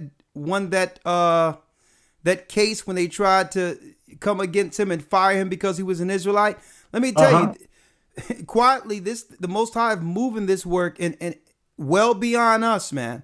So what I want to do with the media is say, you know what? Positive portrayal of God's people. Mm-hmm. Positive portrayal of our people. On top of that, next to that, we're going to show what? Heaven up and hell's down. When someone is showing something that gives our people a bad name, it's going to be hell's down. Not no thumbs up and thumbs down. Heaven's up and hell down. We're going to have moments where, okay, Billy Porter as the fairy godmother. We're going to have something held down. Okay. Satan got 2 laps, Nas X on one and Billy Porter on the other. Okay, this is how we work this thing. Right out. We will not support anything against God's law, and we'll promote a person. We'll promote a person like Kyrie Irving, who's willing to stand heavens up for what's right according to God's law. When he's pressured in this world, it's important that brothers and sisters that are taking a stance know that they have support by us. It's important. It's important that when a brother is standing on his morals, his religious morals, and his beliefs, that he has to know out there, even though we don't know you personally, that you have a support behind you. And that's what I want GOCC Media. And this is what this church has always been, though. We've always promoted and talked about what? All of the things that what? Highlights righteousness according to the Bible. So this is y'all right here, GOCC Media. And I'm going to, listen, wait till y'all see what's going on in the next Hebrew and Bible Academy. That's all I can tell you. This is the beginning of something way beyond what any of us thought this would be. This is the Spirit of the Most High working in this church. I'm going to tell you that right now. Heaven's up and hell's down. It ain't going to be no thumbs up and thumbs down. Heaven's up. And, people like RuPaul, hell's down. 2 hells down. Okay. Yeah, Go ahead. Also, I know before I want to get some calls, but going back into what Dave Chappelle was talking about is that, and this is what the transgender community doesn't understand is that Dave Chappelle is not necessarily attacking that community. What he was saying on his in his show or his special, that he is actually jealous of that community because they have, here you have Jenner become a woman for 1 year. He becomes the woman of the year. Yeah. After 1 year. All these women that done great things, that they could have chose, right? But here's a white man, and because what he's saying is the problem he had is with white people, because what he was saying is that this transgender scenario, the reason why they have gone such advancement in regards of acceptance in the community and in government and so forth, so on, and also in policy, is because it's white people pushing these things. Yeah. If transgender people were a bunch of only Mexicans and brown people and black people, and there was not one transgender white person in the entire world, they would have not gotten that advancement in regards to that's white privilege at its best. Yeah. There's surpassing years of struggle of people of color, and now you got laws. Yeah. You get arrested. And so we have to look at the big picture here. Yeah. And you know, I know he's a little vulgar, but I think he explained it honestly. We don't agree with everything he said, but there's one thing he said in particular when it came to that. And it was a good question. And the question that we should ask, can gay people be racist? When he asked that question, you know what? That was a groundbreaking question. Mm-hmm. Because who's really benefiting from the LGBTQ community? Is it black people? No. So when he put that question out there, it had the most, it doesn't matter whether or not you agree or disagree with it. It made you think. If there is a racist white gay person who's using the label of minority to get in a position to take from you the money through your civil rights to exercise greater racism, if that's the case, we should do what? We should divide ourselves on different lines than sexuality. Mm-hmm. That's what he was breaking down. You can choose to be whatever you want to be. It's your body. And at the end of the day, you're going to be standing before the Most High with your choices. So I've never had a problem with someone making their own choices as long as they don't affect me or mine. But all in all, the question is, can gay people be racist? And do that make that racist even more dangerous? And see, and that's what he highlighted. Mm-hmm. He says, listen, I don't hate you. I don't hate gay people. I'm jealous. Mm-hmm. Because here it is. We've been fighting for civil rights since off the slave ships. And all of you can y'all just leapfrog black people and all we've gone through to become the #1 protected minority in the United States. Mm-hmm. He says, I'm jealous. And I also wanted to add, which was really what he brought out. Yeah. He's a comedian. And comedians is a small club, right? And he was mentioned about a friend of his or a comedian that was a transgender person. Yeah. That went and he actually put him in, you know, as the person to come into, you know, as a warm up he would open the shows. Exactly. Yeah. And he said he did horrible, but he still did it, and he was trying to help him out because comedians are comedians, right? It's like a club.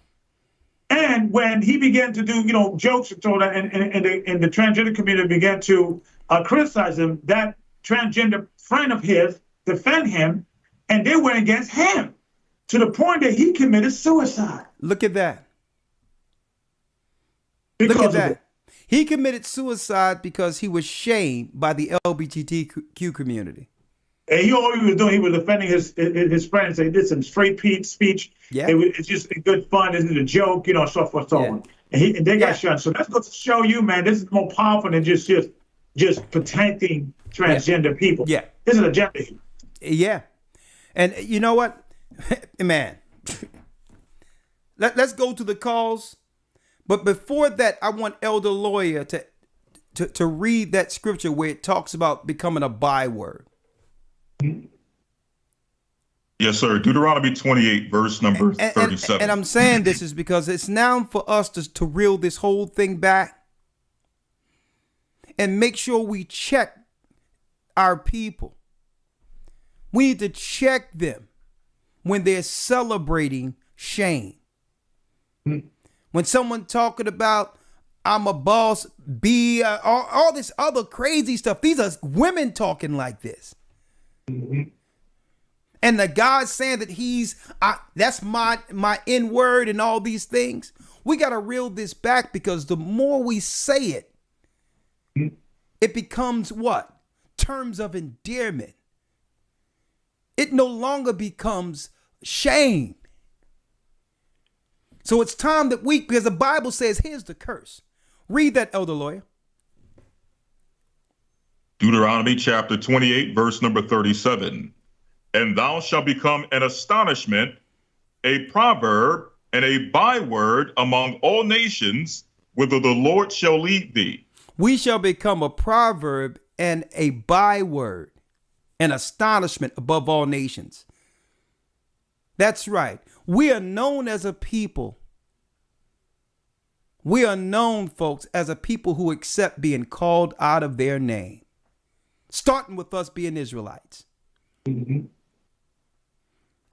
And people say, well, hey, we have achieved so much because the white man isn't saying the N-word, nigger, publicly anymore. Well, you know why he don't have to say it no more? We are saying it for him. He don't have to say it no more. Mm-hmm. We're doing it for him against one another. We've turned a total degrading word that's associated with slavery, degradation. We have turned that into a word of endearment. Mm-hmm. That's why he doesn't have to say it no more. Massa, the old plantation owners would be proud. Yeah, that's why we have to start changing the languages. You know, we have to use words like, make it other words, make those words cool, like beloved, brother. You understand? These we have to start creating a movement of positivity and make that cool, make that hip, make that what the young people want to follow. You know, exactly. And it goes back to that, creating that media that we need to make, support. That's right. Support and subscribe to GOCC Media. We have to do this because this is not about, us getting popular. This is about using what the enemy is using against them, fire with fire. If they're coming in strong and they got billions of dollars, we need to then work straight 2 times as hard because they got those resources that we don't have. Yeah. So we have to, with unity and direction, there's nothing that can stop us. Hey, man, I'm going to tell you, all those commercials we have for GOCC Network, I'm turning them to the visuals. We're going to actually be promoting all of the products from people out there. It's about time that we began to support righteous people who want to do what's right. Mm-hmm. The Bible says, where your treasures are, your heart shall be also. What it says about our heart, if we continually give the money back to those who are destroying us. Yeah. Yeah, here we're complaining about YouTube censoring us, but we on YouTube, and YouTube is worth $1 trillion, not billion.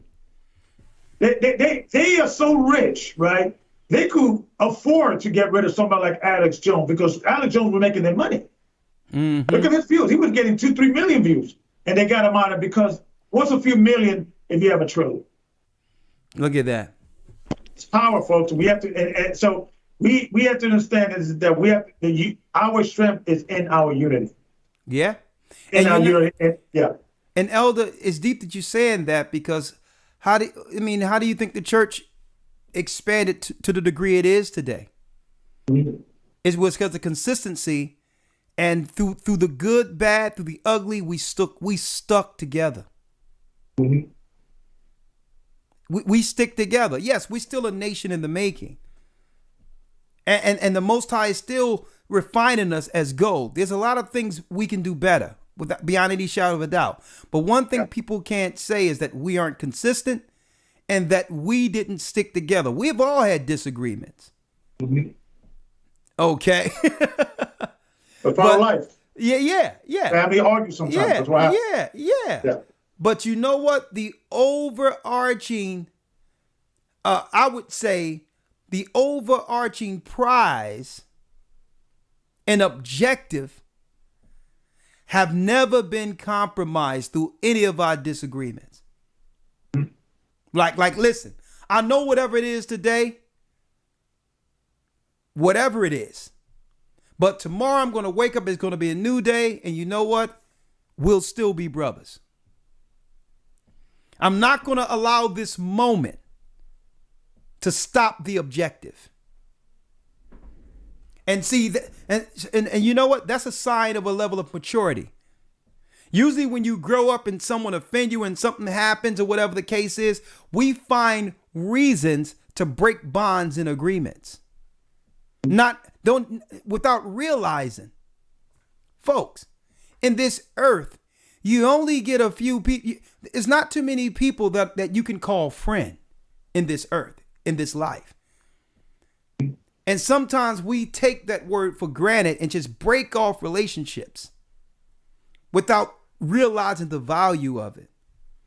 And I wanted to say that is because that's all a church is. A church is an extended family, starting with Christ, with ups and downs, but still are willing to persevere for the end game. Okay? And that's what it's about, folks. That's what church is. Church, it's not, you're going to have offenses. You're going to have all types of stuff. But you know what? The consistency. At the end of the day, we look back and say, you know what? I'm glad we persevered. Because what? We had no idea what all of this would become. But if you stop plowing, there's no harvest. How many times people will say, well, I'm just going to stop. Okay, if I stop, what am I going to do? And that's what we have to think like. That's what we have to think like spiritual farmers, because farmers don't have the choice. They got to keep plowing, or they'll die. There's no food. You know, so we have to be in the same line. We have to be spiritual farmers and keep plowing. Think about it. This is one of those situations where you can't take your ball and go home. Right. Right. I mean, what are you going to do?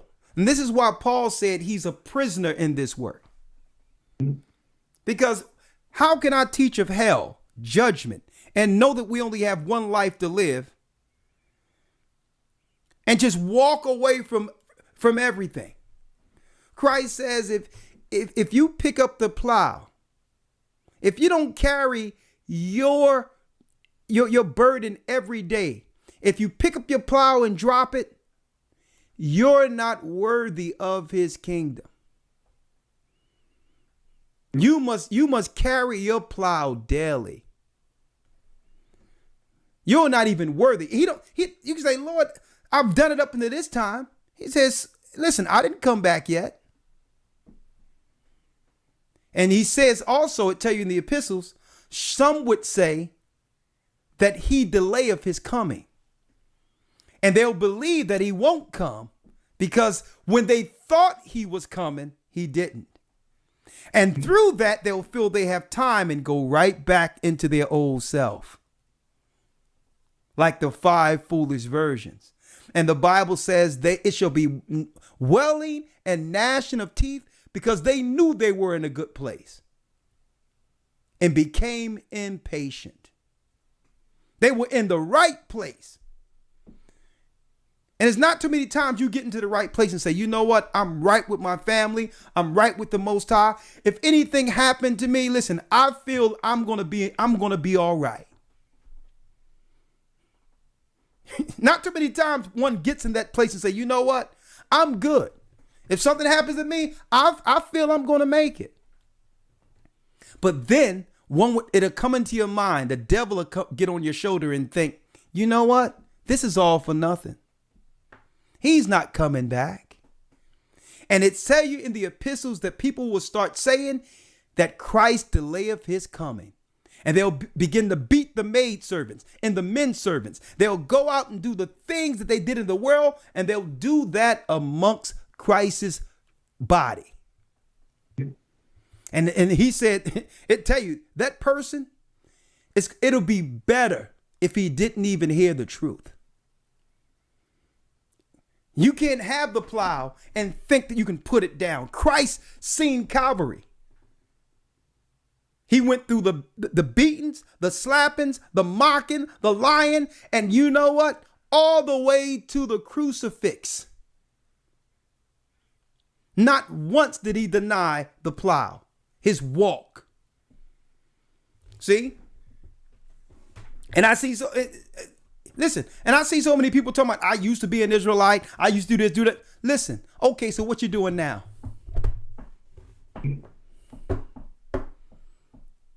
So it's not who you used to be, who you are. You can't change your nationality, brother. Think about it, elders. Because at one time, what you're telling me, at one time you had a purpose. That's what you're telling me. Did you put your purpose down? See, being an Israelite isn't a religion. Being an Israelite comes with a responsibility to do something.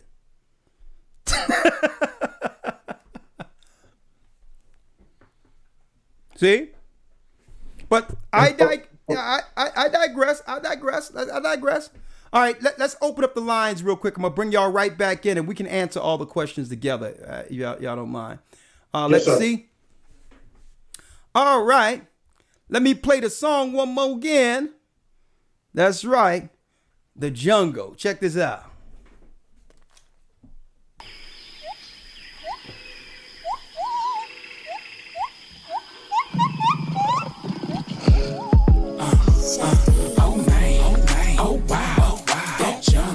Get wild, it's trouble, most high, keep straight, alive, all night, oh wow, that jungle, get wild, it's trouble, most high, keep straight, alive, that jungle is crazy, that jungle is crazy, that jungle is crazy, that jungle in that jungle, that jungle is crazy, that jungle.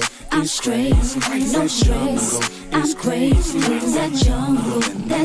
Yeah, it's shooting for your eyes. A myth ain't no surprise. How they got you watching movies, you believe that it's call y'all back. A fallen angel dropping people, wish up on a star. Misconceive that it's a demon, lacking knowledge, got them sleeping. The signs of zodiac is an illusion to they ruin. Strong delusion, got them moving in the path of straight confusion. What if everything you was taught up in school was all wrong? What if them things you think is a myth is really true, but all along they put it in your face and got you thinking it's a fiction? When it's real serpent people controlling the whole system.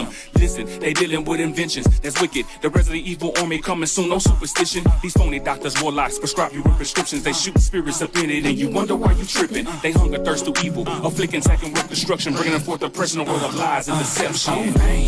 Oh wow, that jungle, get wild, it's trouble, most high, keep straight, alive, all night, oh wow, that jungle, get wild, it's trouble, most high, keep straight, alive, that jungle is crazy, that jungle is crazy, that jungle is crazy, that jungle in that jungle, that jungle is crazy, that jungle is crazy, no stress, I'm crazy, that jungle. Welcome to Blog Talk Radio. I'm a Judah gorilla. Who wanna feel it? Catch me swinging from vines. Might be chewing vanilla. Yeah, Madagascar, so now you wanna test it. I'm pursuing the scriptures. Tell me who wanna test us. Not a foolish professor. Keep a tool on the dresser. Beautiful like Syracuse, just like a mule in a heifer. Since we moving like leopards, they refusing to step up. We the Jews by blood. They just oozing some ketchup. In the room playing dress up, but you're not that fly. Revelations 2:9, you are not that guy. Son of perdition on a plundering mission to take souls, take gold, straight roll, bring back everything you sold. It's a jungle, Deuteronomy 28 and 68. Took the slaves of the ways to this place in a maze in a cage. But we escaped cause Yeshaya left a shame. Yeah, know what I'm talking about?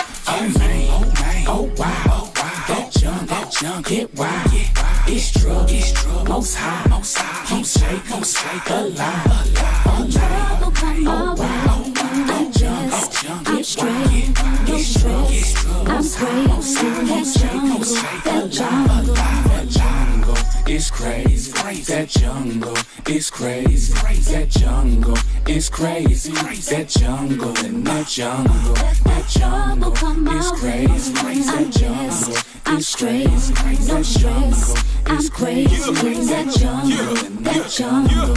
I'm a Judah gorilla. Oh, yeah, yeah, yeah. Aria. All right, let me bring it back. Let me bring the elders in. One moment. Let me bring the elders in. One moment.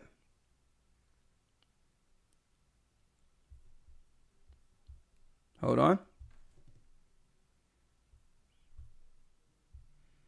1 second here. Again, let's talk about the academy before we bring the calls in once more. The Bible. Is it hard to understand? When it comes to reading the Bible, the first thing that comes to mind is the fact that this is the Word of God.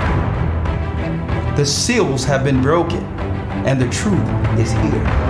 And when we go throughout the scriptures, when we go throughout extra biblical records, we find that the language that God employed, that He used to create the heavens and the earth, was the Hebrew language. Christ said, I came for the lost sheep of the house of Israel.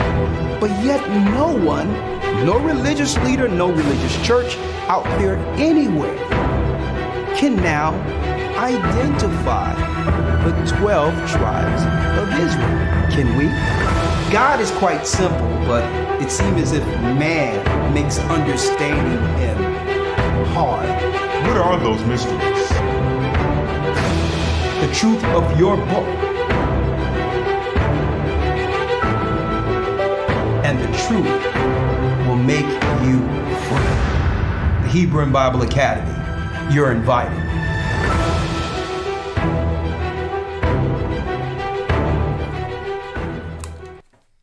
Okay, that's right. Hebrew and Bible Academy, you are invited. For some reason, Skype is acting up on that side. All right, for some reason, Skype is acting up, but I'm going to pull it up on this side. It's okay. One moment. Bear with me. Bear with me. Sorry, elders. This somehow it's acting up, so I'm going to pull it up here.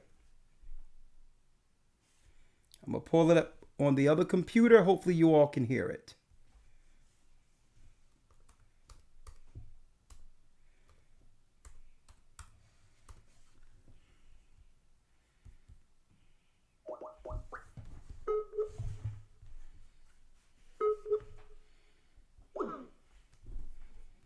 Okay, let's do this. United States. I'm going to do it this way. Blog Talk Radio. Welcome to Blog Talk Radio. Please hold and you will be able to listen to the show. Okay, I'll do it this way. Okay, you're live on Blog Talk Radio. Unmuted.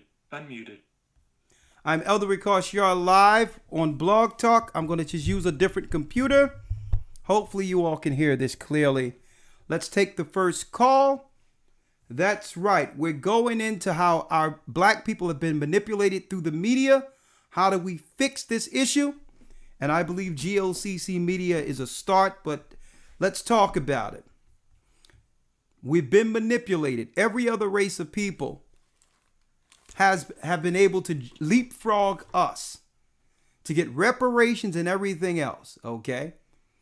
And they have incentivized the subculture, the perverted and immoral in our society to represent us politically. And by doing so, they'll be able to use the media and say, well, this is why you people can't get anything. Well, no. We have to speak out against these representatives that are only representing themselves. And first and foremost, come back to the Most High in Christ. And let's represent each other. And you know what? Stop supporting anything that doesn't represent what? God's law. Doesn't matter the color. 618 area code Officer Danny, you're live. Officer Danny, you're live. Hold on. Shalom, hey, Elder, how you doing? Can you hear me? Shalom, can you hear me? Yeah, I can hear you just fine. Okay, you're live. All right. I just was calling, I was watching the show, just listening, and well, I can't say nothing. You hit on all the points I was gonna hit on. Well, go ahead. Whatever you got to say, brother. Go ahead. I just was saying thank you for the lessons. It's all from the Most High. That's how you know when you're in the right spirit, when you talking and you can complete the sentence before you get to it. I just wanted to say thank you to you. Thank you to Elder Gabar, Mr. Come On, and Elder Lawyer. So just thank y'all for all that y'all do, and traveling overseas, going around the world, being in the military. I learned a lot, and that's how I know this is the truth. So I just can't wait to be eating them pancakes in the wilderness. And hey. Okay, and speaking of, so are you overseas now?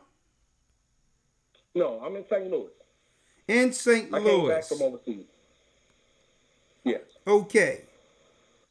I wanted to mention this because there's some young brothers running around overseas, and I think in Egypt in particular, calling themselves Nation Family something online. Okay. Now, I want to tell everyone out there, okay, there is no church representation of the Gathering of Christ Church, okay, in that region, in Egypt at all, okay, right out. So if you go, if I'm letting people know, if you get, what they're doing is they're telling people under the cover of night that they were associated with us and they're over there and they're fine. But nah, these people have nothing to do with us, okay, straight out. You got these rogue people who went over Egypt by themselves, never was really up under us, and are doing all these weird things. And what happens, brothers and sisters, when things start getting low, they try to reach out online to connect with people in the United States so that they can actually have to continue the fun with whatever they're doing over there. Okay? So I'm telling you right now, that's no association with our church. Go there at your own risk. The same thing I said about that place in Jordan. But I put it out here first. Mm-hmm. If you go there, that's on you. Don't try to come back later and try to blame us for your choices. Okay? Any people we send out with elders.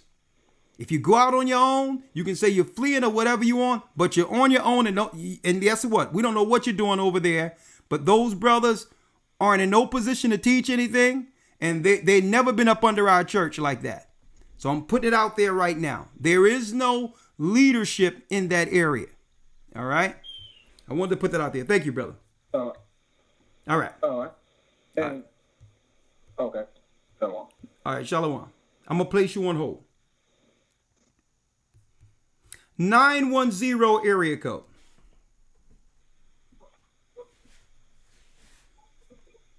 910 area code. Shalom, Elder. Shalom. This is Elizabeth from North Carolina. This particular topic is on point, and it puts me in mind of two passages in Jeremiah, the 2nd chapter, 13th to the 14th verse. For my people have committed two evils. They have forsaken me, the fountain of living waters, and hewn them out cisterns, broken cisterns that can hold no water. Is Israel a spoiled servant? Is he a homeborn slave? Why is he spoiled? And growing up, we just accepted anything that this man told us. I remember the play Hair. Have you ever seen the play Hair? The what? The play Hair. I can't hear you clearly. It's a Broadway play called Hair. Hair. Okay, I heard about the Broadway play Hair, but what about it? And they had there's this song that it's get a chance, pull up the soundtrack to hear and just listen to the soundtrack. Okay. And it just degrades us so much as a people. Okay. Well, thank you. I'll pull that up and take a look at it. Okay. Well, anyway, Elder, I'm enjoying the academy. Thank I'm you. learning so much. You, Elder Lawyer, and Elder Shapard are such a blessing. I Thank always you. look forward to it each Sunday. Thank you, Elizabeth. And I thank you very much once again for appointing me to the elder out here in North Carolina. He contacted me, so Great. we are going to eventually get together. Praise the Most That's High. this thing. Praise the Most High. And I just wanted to thank you for that. Thank you, and I hope to see you in the next academy. Okay, sister? Okay. Thank you. Bless you. There goes Sister Elizabeth. Oh yeah, there's a new set of guys set up. Call themselves Guide Family Nation. Folks, I don't know these people, and what they're trying to play on is that we went all over the earth and all that, and these people are now targeting people in our church or anyone that want to leave to sustain them with whatever choices they made. Let me tell you, I don't know these people, and if you listen, whatever, I don't know them. They're not under the guidance of our elders and deacons. So, hey, it's your life. They call themselves God, Family, Nation, or whatever the case is. But, hey, we've warned you. Okay? And we've made it clear, especially with people amongst our church. Hey. So, 404 area code. Hi, Elder Ricard. How are you? I'm blessed by the best, and his name is Ahaya. Talk to us. Hey, I'm Victoria from Atlanta. I'm really happy you had this topic. We discussed this topic today because it made me think about how, as young people, we always talk about code switching. And until you did this broadcast today, I didn't realize how much code switching was kind of like coonery. It's like buffoonery, because we have to, like, in our mind, we're looking at it like, I can talk a certain kind of way when I'm around my own people, but when I go in corporate America or elsewhere, I got to change up how I articulate myself. And I think that's where that mindset of you're talking white or you're acting white comes from. And it's degrading for us to think that someone else or another race of people can articulate themselves better than us. And when we talk to each other, we can talk to one another using Ebonics and try to take Ebonics and make it like you say, like a permanent, an endeared type of dialect or whatever. Yeah. You get what I'm saying? Yeah, we turned degradation into terms of endearment. We start glorifying nonsense. Yes.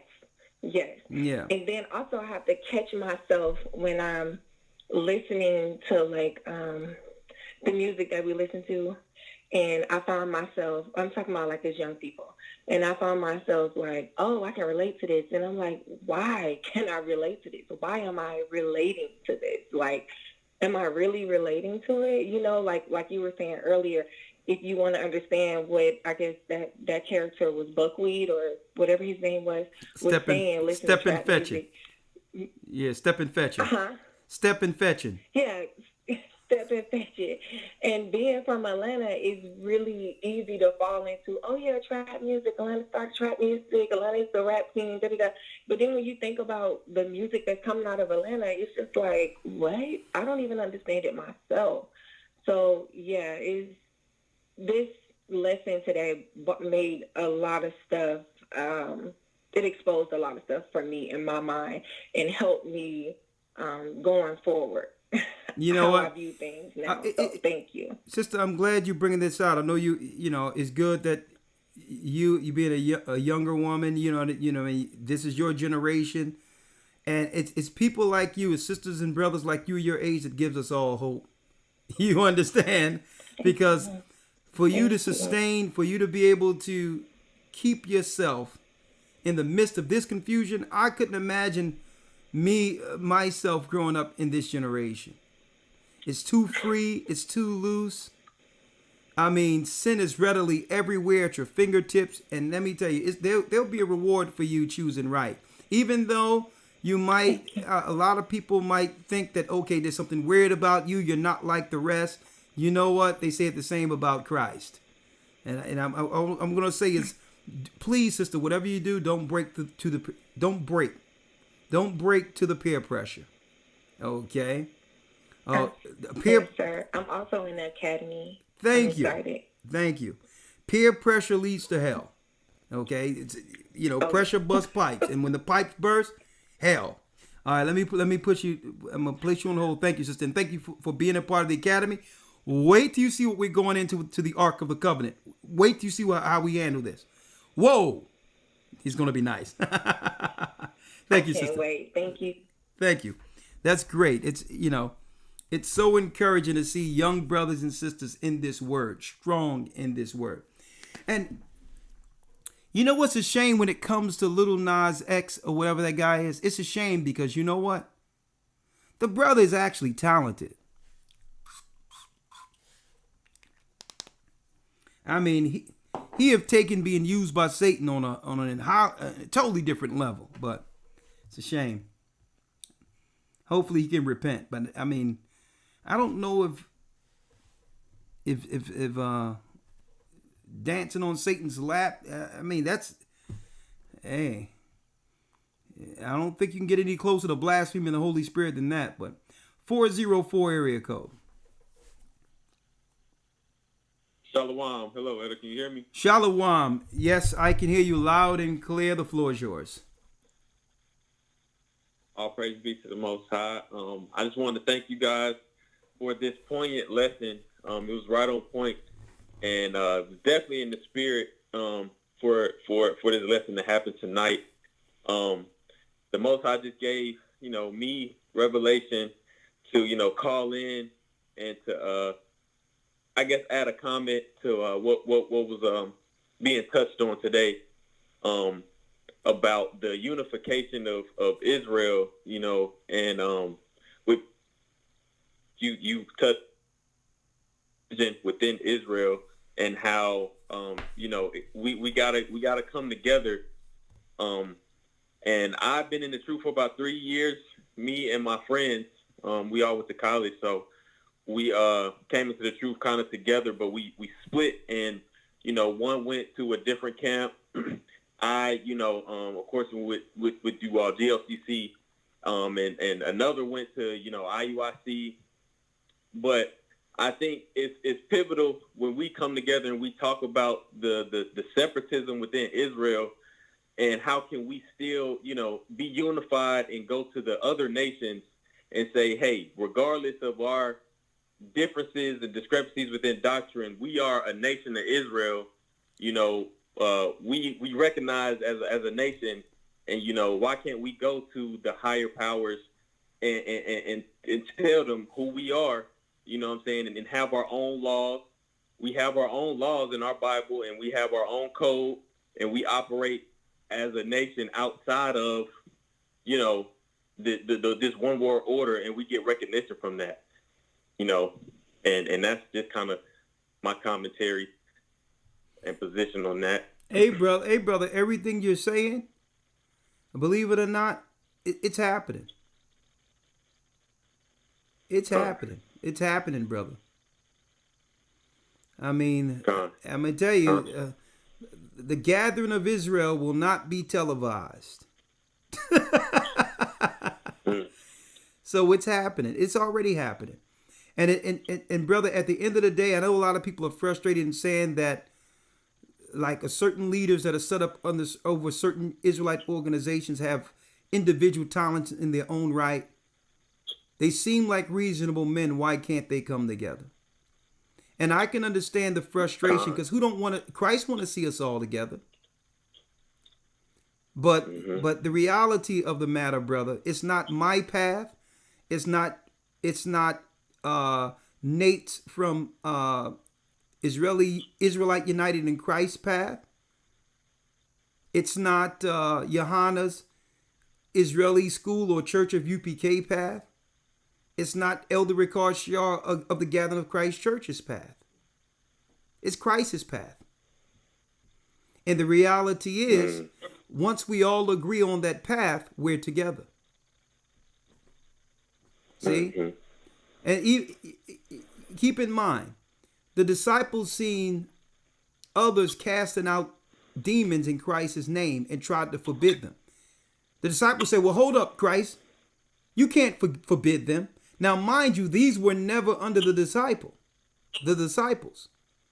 Now, if they were under the disciples in Christ, that would have been an issue.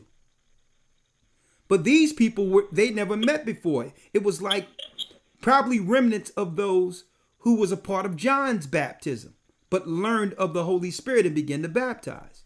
So the disciples began to say, let's forbid them. We don't know them. And Christ made it clear.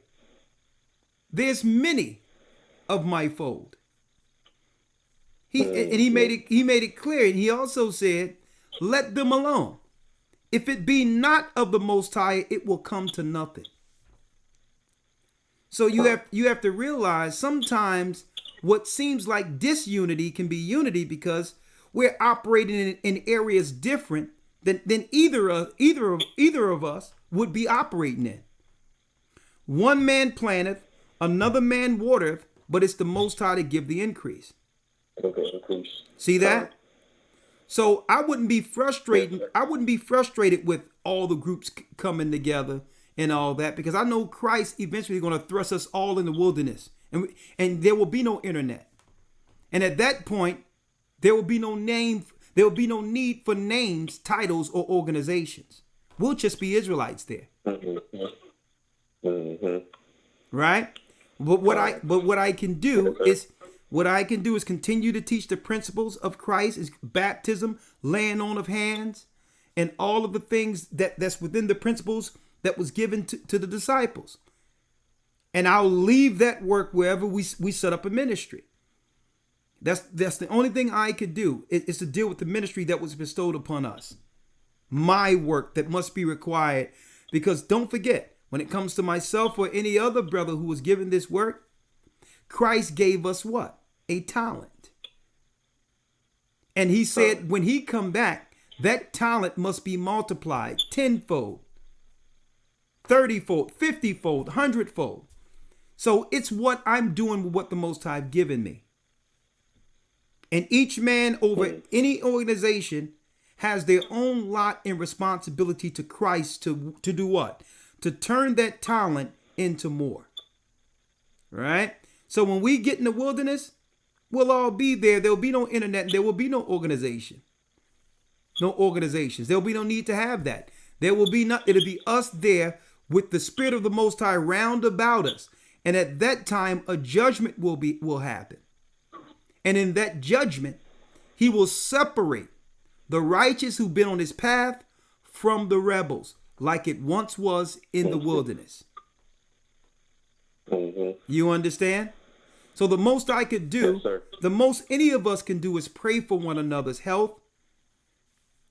And that all of us, regardless of the organizations, endure until the end and meet together to where Christ can look at each individual and say, you know what? Job well done. That's the most we can do at this point. But I'll tell you this right out. If I see any of those brothers suffering in need of anything and I get a call about it, it doesn't matter what their organization is. If I have it, they'll get it.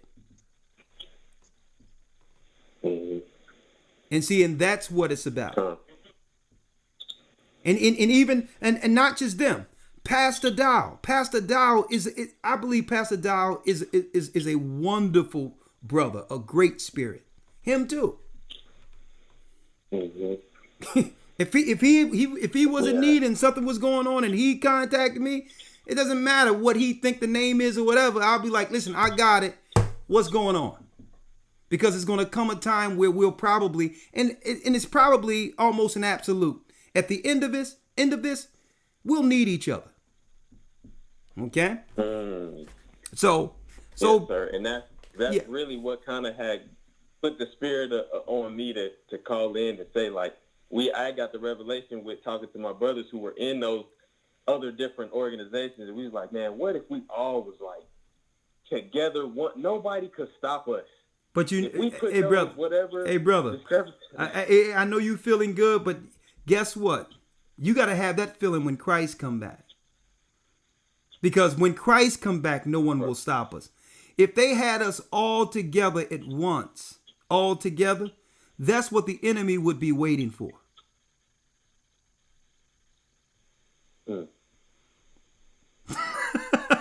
We were once together, all together in Jerusalem. And see, that's what they want. See, but the way the Christ has it, the way it's worked, they can't get a bead on it. Because the Holy Spirit is moving in all places. See, you have to see the work of the Most High and how Christ is moving here, brother. And understand that Christ is doing something. And when it tell you in Genesis 49, unto him the gathering of the nations shall be. So what you're feeling good about can only happen when he returns. Got it? Yes, sir. Thank you for that. Thank you. I appreciate that. But brother, one day we will see Zion. And you know what? I would love to one day sit in the wilderness and knock stories off each other when we're all together there talking about the different ways the Most High was moving the ministry to allow us all to sit down as a nation unified under him. What a great conversation. Mm-hmm. But the conversation cannot be had publicly. Got it? Yes, sir. My brother. The water. Ayenda bar. Bino, 216 area code. Shalom. This is Bino from Cleveland, Ohio. Bino, what's going on? Bino, I hope I'm pronouncing your name correctly. Yeah, Bino. Okay, the floor is yours. I have a comment and I have a question. First, my comment is everything is on point that you said in this lesson. And I feel like no matter what congregation or,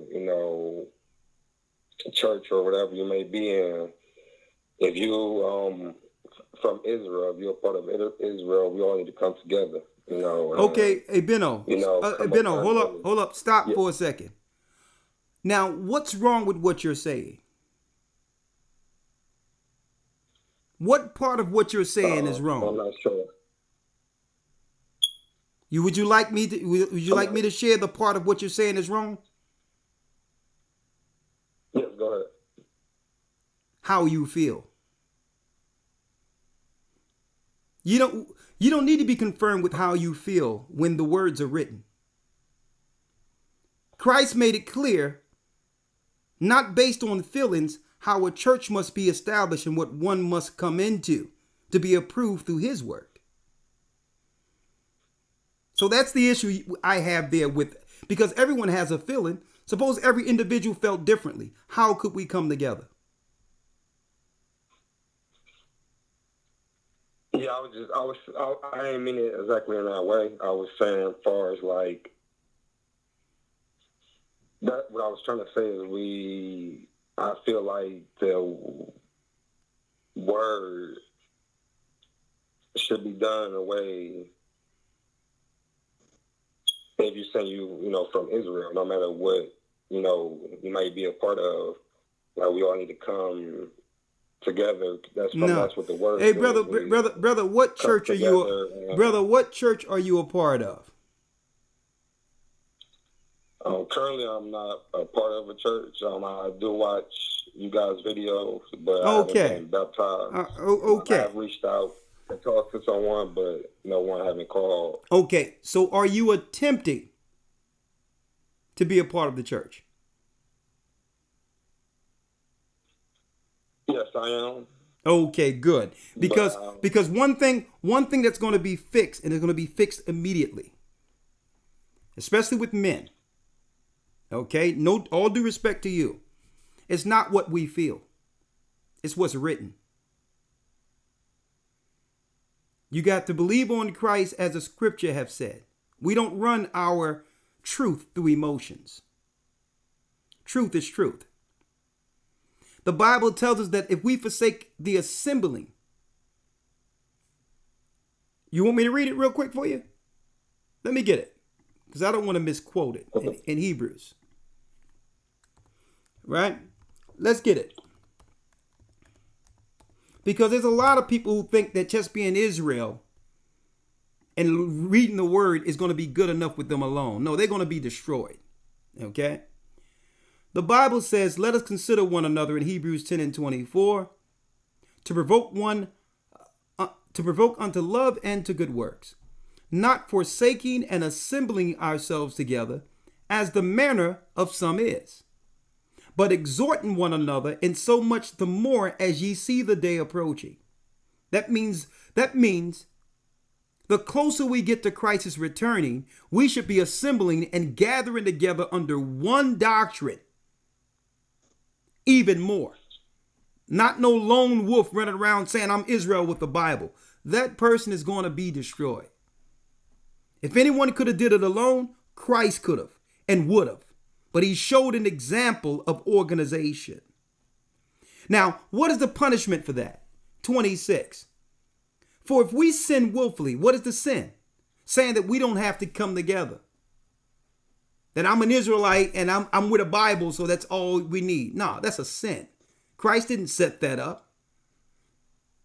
Christ set up an established organization, a church, which is his government he's coming back for. For if we sin willfully after that we have received the knowledge of the truth, there remaineth no more sacrifice for sins, but a certain fearful looking for of judgment and fiery indignation, which shall devour the adversaries. Now, what happens is you will find a bunch of rogue people who don't even know obedience, and they'll come together under the spirit of what? Under the spirit of total nonsense. Because they didn't want any level of order or obedience to learn how to articulate their ministry. They'll do what? They'll despise dominion, like it tell you in the scriptures, and they'll find each other. And what I find with people like that, I'm not talking about you, I'm talking about people like that, faith, whatever they call themselves, God, family, whatever that stuff is. What they'll do is, because they haven't learned any obedience under a structure, they'll eventually have that venom they had against others and turn on each other with it. Because at the end of the day, when people come together, it must be a structure set up with leadership according to an established church. Or it comes to nothing. Last word. Okay. Yeah, I agree with what you're saying. That's what I was trying to get to. What I was saying as far as what I was thinking was, how it's different, camps or churches out here, and they all have, they different, opinions or doctrines. I was saying, like, we all need to, come together as one, as it says in the word. That's what we should do. And we have to, to get under the laws of God. What each individual needs to do is to wait on his ministry and work under a teacher to make his election sure. Okay, the example of what one must do. The example was shown by who, brother? Christ, right? And he invested his time for a church in who? The disciples, right? Yes. So that was the example of what we do once converted. once we understand we're Israel, we fall in line with that. Simple, isn't it? We're not all over the place getting one thing from here and one thing from there, and now I'm being torn apart, totally confused with no foundation. That's when the Bible says that's one tossed to and fro in different winds of doctrine.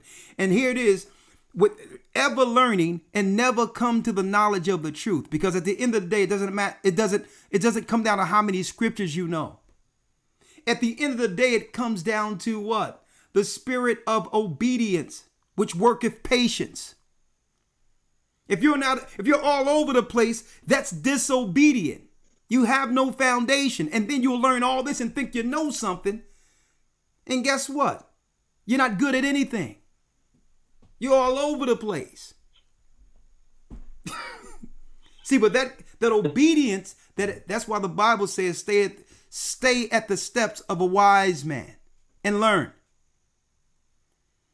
I've never seen a martial artist. Today he's taking a judo, and tomorrow he's taking taekwondo. Okay, and then a judo, taekwondo. Okay, let me do crane style the next day. Nah, you stay under one teacher and you perfect your ministry. And that's what's wrong with the internet right now. Because people can click, they think the truth comes with just obtaining information. It doesn't. It comes with obedience. Thank you, brother. And I'm only speaking from experience. Huh? I said someone could give me a call. Would like to try to get with the church. Where are you? In my area. Where are you? In Cleveland, Ohio. Oh yeah, we have a church there. Just stay on hold. Elder Ramar will grab your number, okay? And you'll have a call no later than Friday. Okay, appreciate it. Shalom. Shalom. NASA has a comment. NASA has a comment. 786. Shalom and double honor to the elders. It's NASA. NASA. I'm sorry. How are you? NASA. How are you? Just going off the topic here, where it says the manipulation of blacks in America. Yeah. It's like when you look at that, it's like I'm gonna start first before I get into my comment. Basically, I have a comment. So with Isaiah 5:20 says that good is turned to evil. So that takes me over to where I'm going to go with my comments for Acts 13:1-4.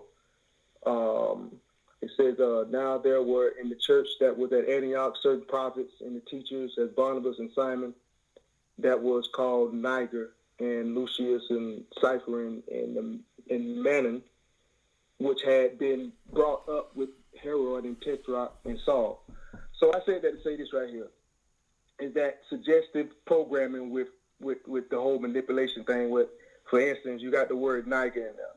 Now you would say the word Niger, and somebody would say they would just say, basically try to go say that the word is something different than what it is, and that's just through suggestive programming. Like basically, there's a G there, there's not a J there. So when you say that word to somebody, they say, "Oh no, it's Niger." And so with that being said, that just comes with the whole manipulation part of, how we've been taught, just like the young man was saying earlier, he was saying camp, this, camp, that, it's the church, it's not the camp. But again, like I said, for example, with the word Niger, we've been taught that the word is, they try to make it soft. Oh no, it's Niger. They want you to change it and no, say exactly say the word exactly how it is.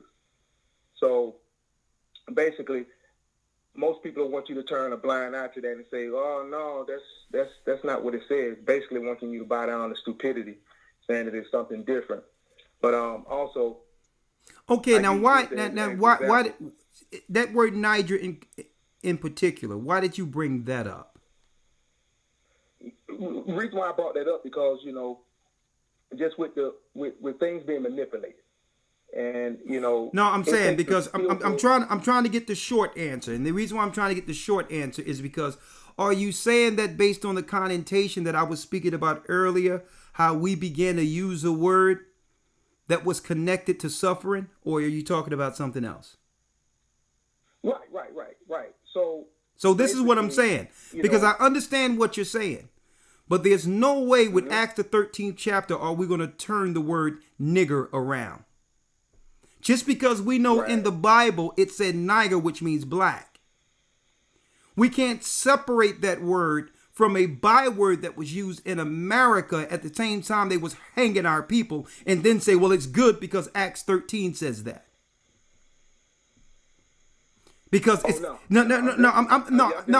listen, I'm not talking to you. I'm talking to the audience because I'm trying to teach at this moment on your point. Got it. Because no, we're not going to do that. What we're going to do is we're going to understand the value of image. Because the majority of people we run into who will use that word don't know anything about the Bible and definitely don't know about Acts 13 where the disciples were called nigger. Right. So if I'm going to condescend to if I'm going to condescend to the lowest level to save a few, I have to deal with people on the level they understand. And I can't change the world by saying, well, listen, because of this word in Acts 13th chapter, that changes all of what happened in slavery with that word. And we are now to look at that word like the Bible says, view it. Nah. You know what? We'll be teaching from now until 2090, trying to get people minds changed that were already programmed to realize that that word is connected to our oppression. Okay. Good. Now in private conversations with learned people, then we can have those higher conversations. But when you're seeking to raise the children of Israel out of the dust, you have to deal with them on the level their mind is at that time. Right? And you know what? Sometimes we're guilty of that. We're guilty after learning, thinking that everyone sees things as we do. Nah. You have to be able to bring yourself back to that original place, knowing nothing, and understand that's where your people are. All right? So I'm just dropping that out there. But, all right, go ahead. You have the last word. No, I mean, you absolutely, you brought that right to where it needs to be, to where I was wanting to articulate it. But again, you know, it just goes back to how our people just been, you know, manipulated to think a certain type of way and are not able to articulate as well as, like the sister put earlier, saying that, you know, it may be, you know, is looked upon as we're speaking what they call quote unquote white, but not, you know, knowing the history of our people as far as, you know, King James as well, that our people, you know, basically had that upbringing from the get-go. So, you know, it just, again, it just looked at as, you know, being able to articulate and saying what you actually want to say versus, you know, just saying what you've been taught or just what you've done, what you've been seeing, basically how your upbringing was. So, yeah, but you brought it right back around. I appreciate that. Yeah. Speaking of that, someone talking about a hillbilly, right? I was in Philadelphia last year during a time when people are still scared about the bug that everyone be talking about. That now they're not saying much because maybe the majority of people fell for it. And there was a guy, you could tell he was one of these, you know, hillbilly type of redneck type of guys. And he thought he was going to offend me talking about Trump. Right? Oh, yeah, Trump, yeah, da-da-da-da-da. And he had that make America great again type of thing. And I could tell he was trying to jibe me he was trying to get under my skin and believing that because I'm black, that my political views must be, you know, I would say dimmer nuts. All right? Because you got Republican nuts and you got dimmer nuts, right? So, because, and I could tell that he was really trying to get under my skin. I'm like, you know what? And I said straight out, it was during the time where there was with Black Lives Matter and all that stuff was going on. And I said, well, listen, straight up, Biden doesn't represent my people. And I said it just like that. I said, Biden do not represent my people.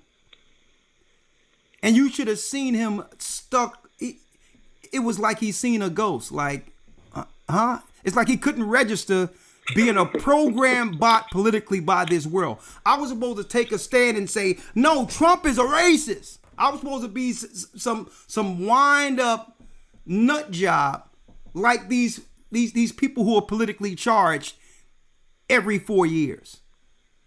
And I said, Biden do not represent my people. Oh, you believe in Trump? I'm like, Trump doesn't represent my people. Who's your people? Who's your people? I said, Israel. I said, Israel is my people. It looked like his head was about to bust. Right. The guy turned beet red because why? The views of the word is above this world. They don't even know how to articulate. Right. They don't even know how to come back to when your conversations is in the heavens.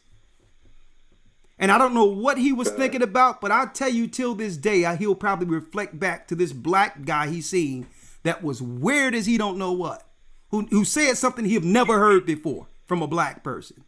Right.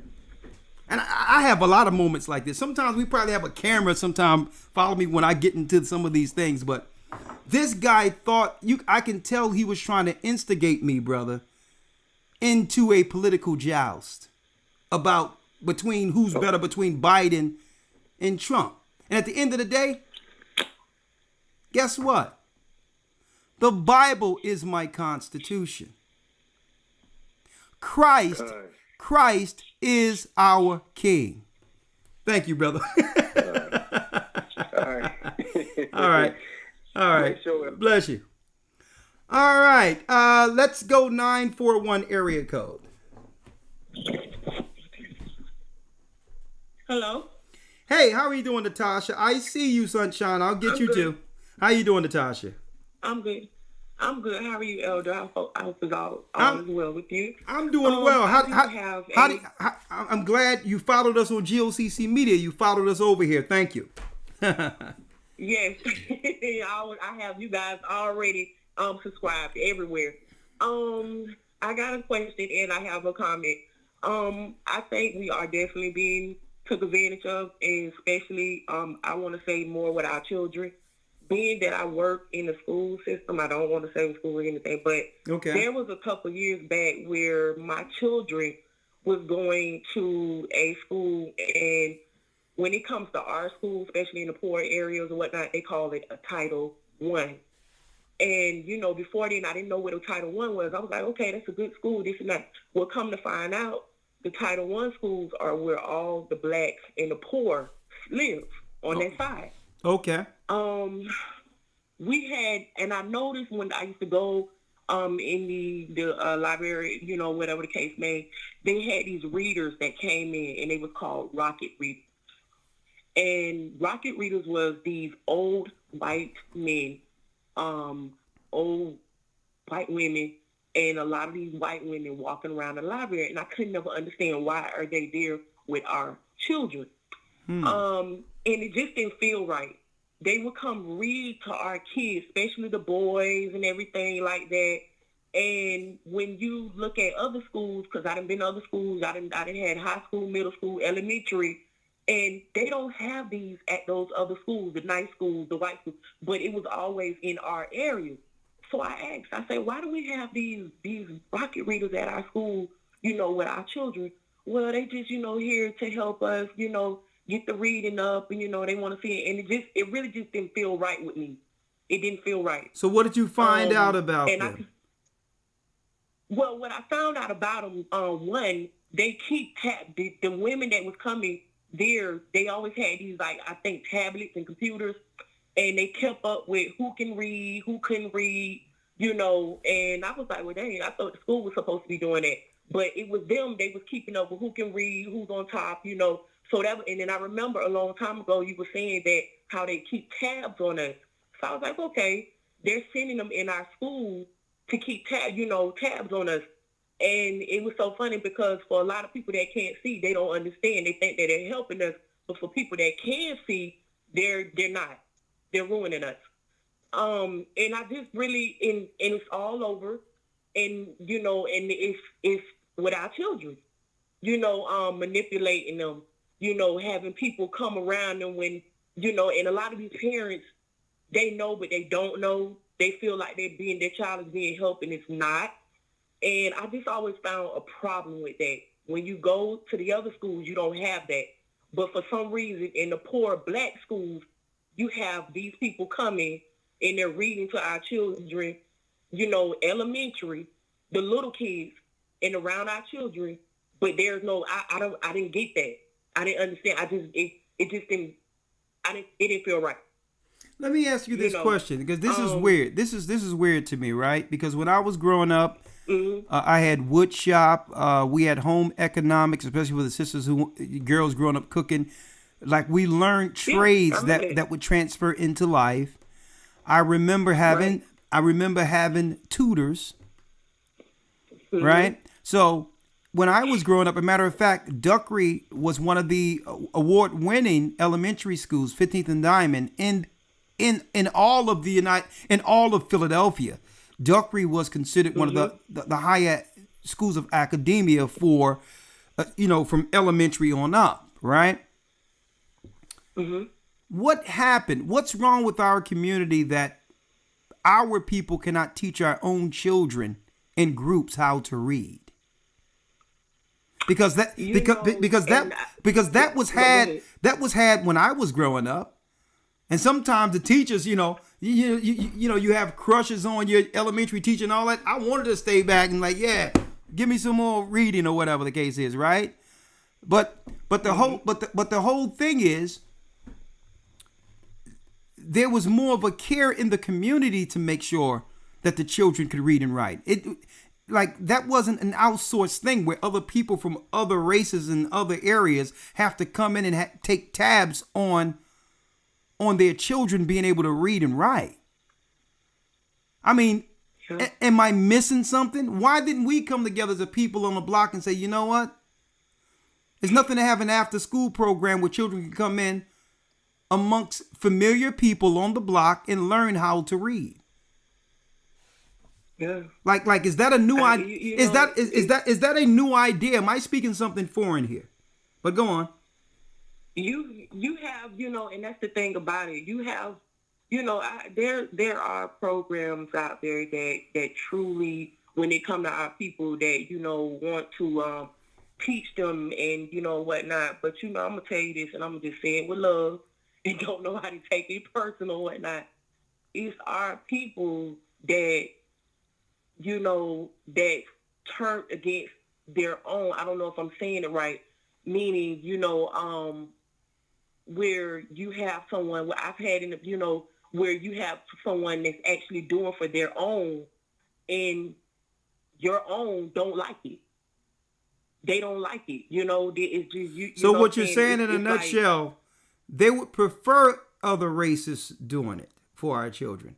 Exactly. And they'll look down if you went the extra mile to look out for children, your own would come against you.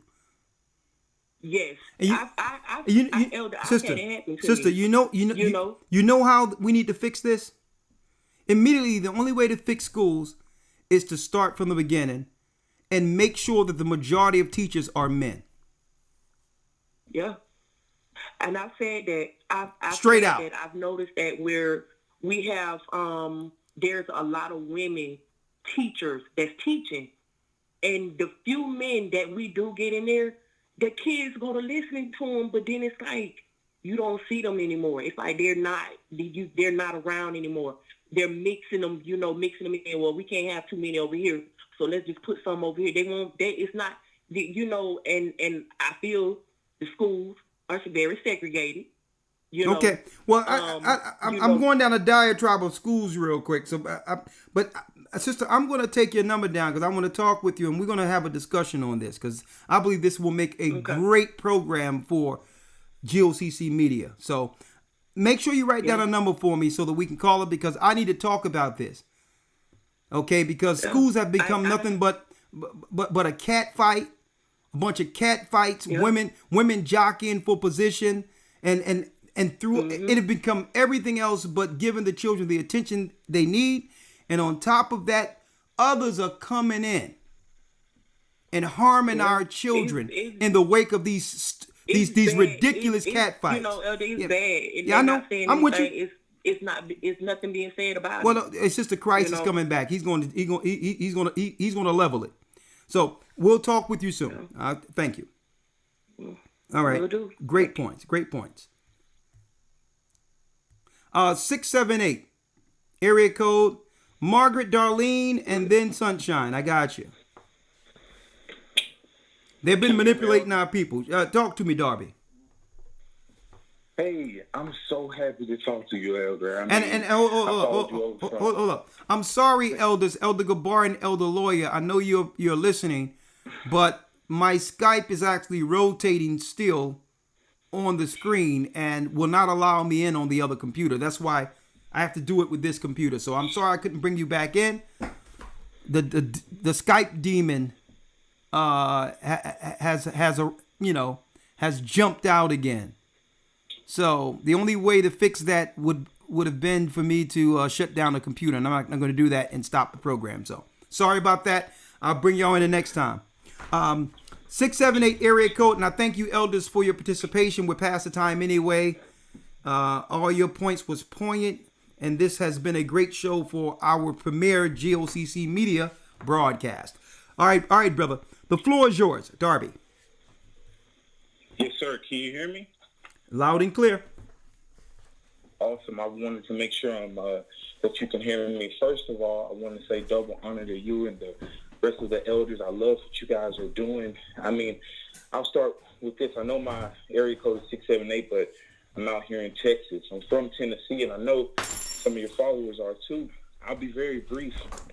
I wanted to make a comment and ask a question.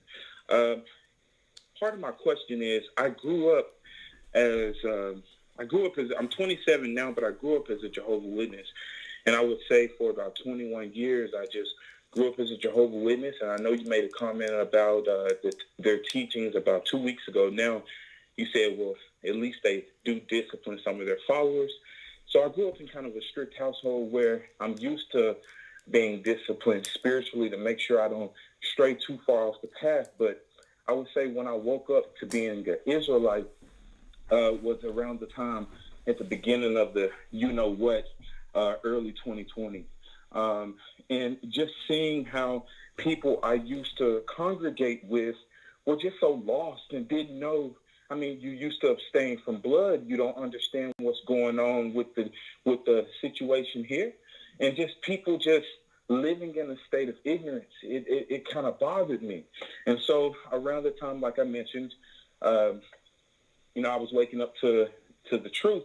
I discovered you all. I discovered a few other, camps and congregations, and other camps and congregations weren't as friendly and as put together and as knowledgeable from what I've experienced in this short time as you all. And it kind of sent me into a state of confusion, and I didn't want to follow the wrong doctrine. I didn't want to be misled. I have my third child on the way. I adopted one, and I've been a father since I was 17.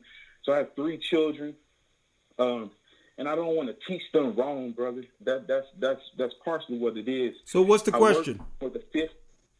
Okay. So my question would be, what God do you feel? I mean, do you know that the Jehovah's Witnesses serve? Because when you see, let me answer that question. Let me answer that question. Yes, sir. Yes, sir. Because, see, I have to be careful how I answer this, because I understand that there's people, there's honest and I get that. Listen to me.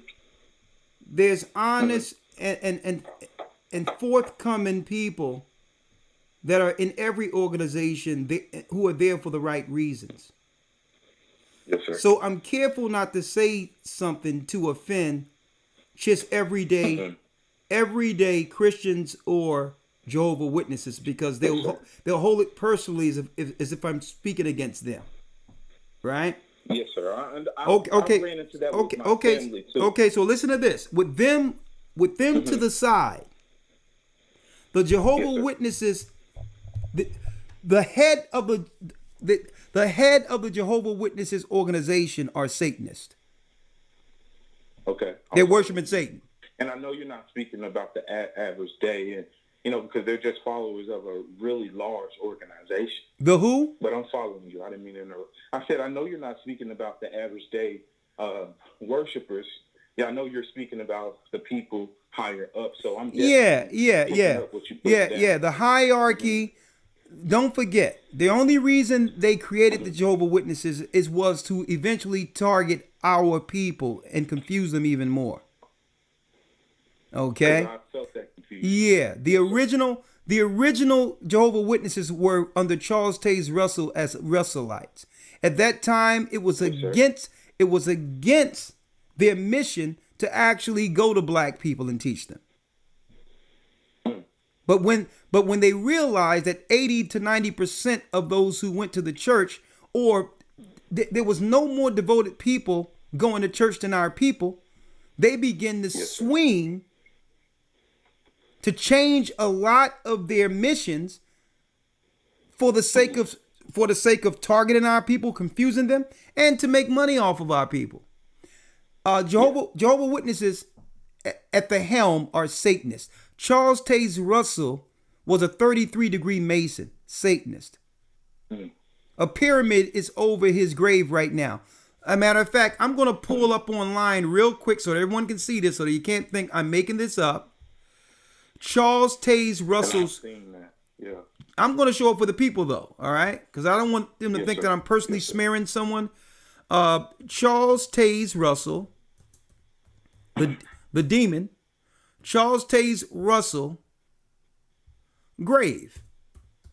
And see, they purposely, listen to me, I'm going to let you speak, brother.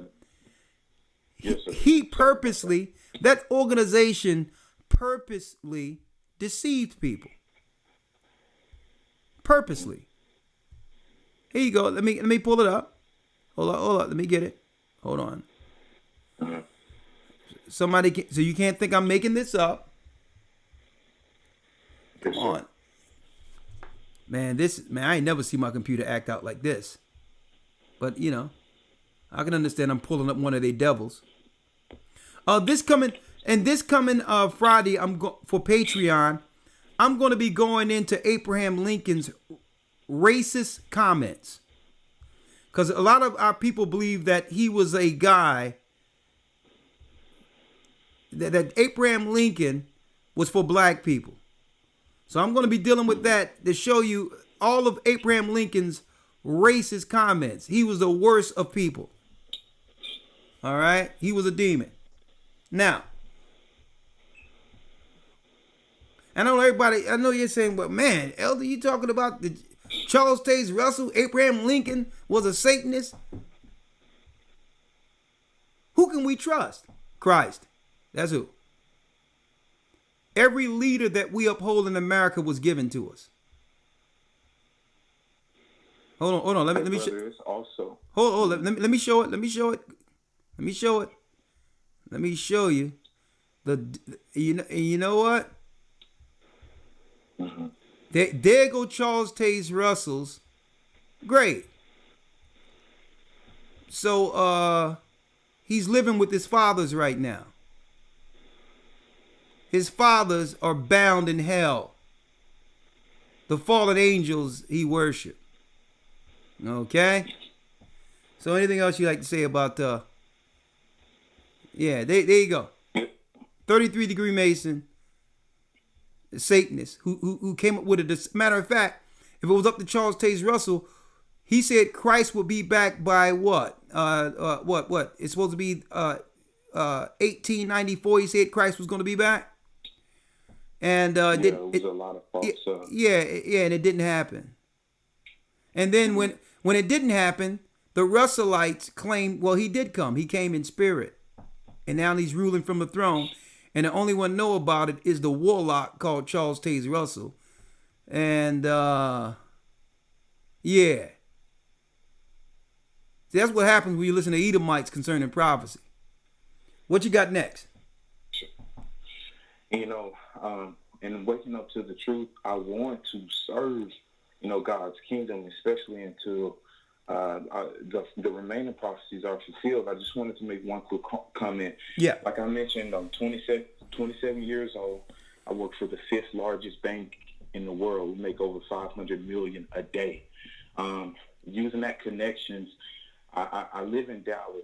I'm a part of a under 30 philanthropy program, and they're teaching us how to pretty much use other people's money, millionaires, investors, things like that, and build and put in systems that change the future by the definition of philanthropy. So I'm seeing a lot of things, and I want to use how I navigate through this system. I mean, even to be a part of this program, I'm supposed to be jabbed, and I'm not. My job wanted to jab. Well, brother, I think, Texas. listen, brother, you're putting out a lot of information, and I'm sure you're not disguising your voice.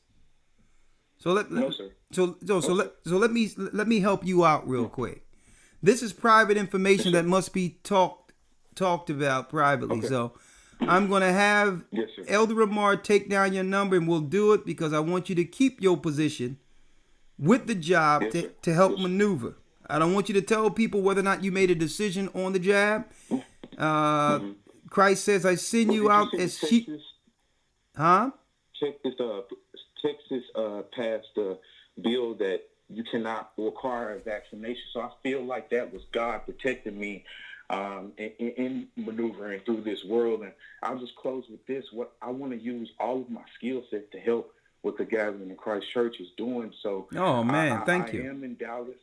And I promise, brother, like if you all have any programs that you want to present, I am meeting people that are listening to me and want to fund projects. So I want to use this period in time and not dance and use TikTok.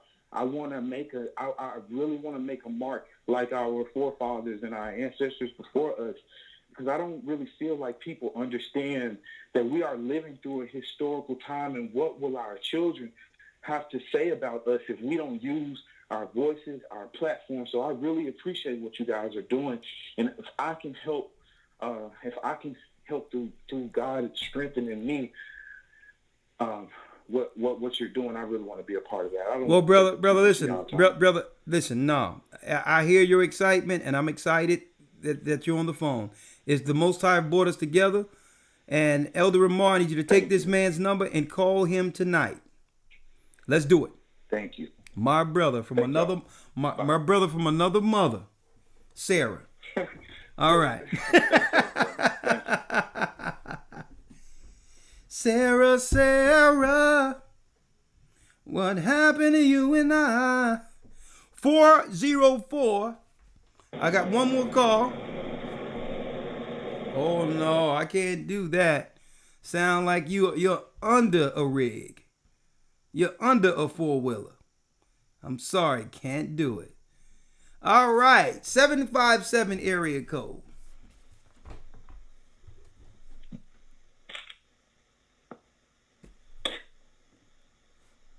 Oh no. Well, here we go. She been waiting for 56 minutes and 50 seconds. I'm sure she has a bullet point, everything written down.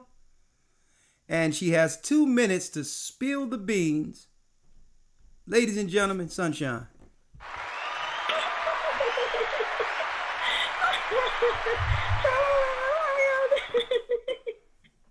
Hi, Shalom. Hi, Elder. Hello? What's Hello? going on? Hello? What's happening? Hi, Shalom. I'm finished and I'm done. I got kicked out and then I got back in. Elders. Oh, well, first of all, it was really funny looking at some of the black exploitation videos and cartoons, but I just wanted to say, way, the trick is set for us all. Satan deceived the whole world. They set up the women to experience the coddling from all of these social programs, like you were mentioning, and used us to attack and go against and discard our own black men who were meant to be our protectors, teachers, and true rulers to guide us and keep us safe. Then once the dependency of the women on everything that is the system became impossible for us to be released from, since the men were now out of the picture, these same women used against our own men are now turned on and attacked by those who set them up. Without a king, we are defenseless as women, and we can't hold on to anything the nations do not want us to keep, without our men. So they use us as, like you were talking about, booty against booty, property against property, in any which way they would choose. In many ways, they brutally and despitefully use us. In other ways, they use us as lackeys to oppress our own people with temporary benefits that really is like a mind game and illusion, because they take the same lackeys and dispose of them later after they're no longer usable towards our destruction as a nation. And they see us all, according to what Hillary Clinton said, as that tribal, religious, ethnic, racial people, and believe that we are all expendable, that our lives are only worth what the pagan Christians, Mormons, Muslims, Hindus, the happy Babylonians believe that it's worth, because they're all really of the same web of lies that's spun against our people to keep us in bonds. And this is why there's the same unchanged attitudes across time and racial lines towards the children of Israel, and especially the children of Judah, the seed from which Christ came. So East Indians look down upon the darkest of our people. The Arabs and Asians see us as slaves, and the Amalekites continue the same programs from the days of Moses to destroy the weakest of us.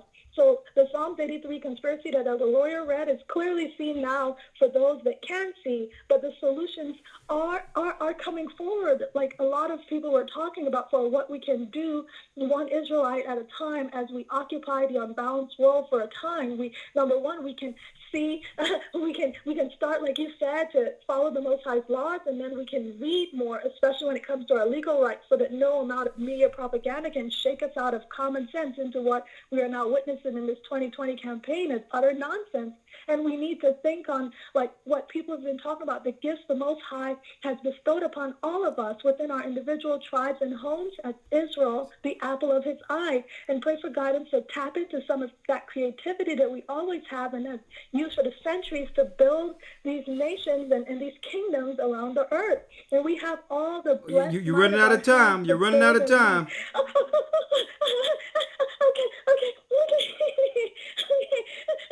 Within us, like you said, the kingdom is within us.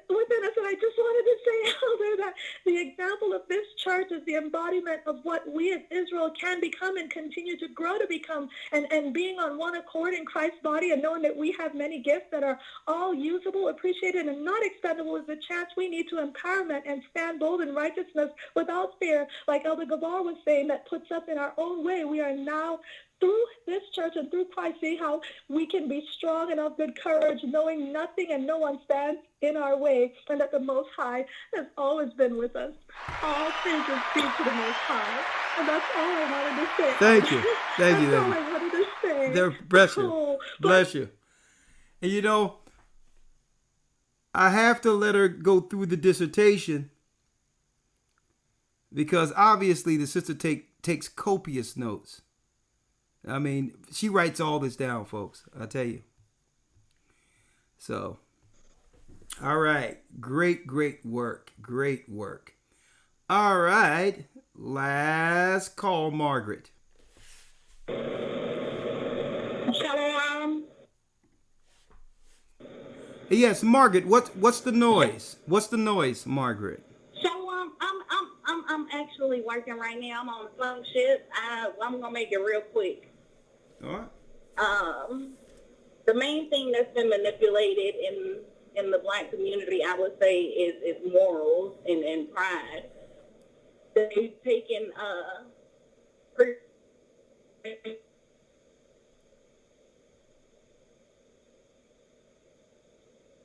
Margaret? Growing up, of course, the Southern.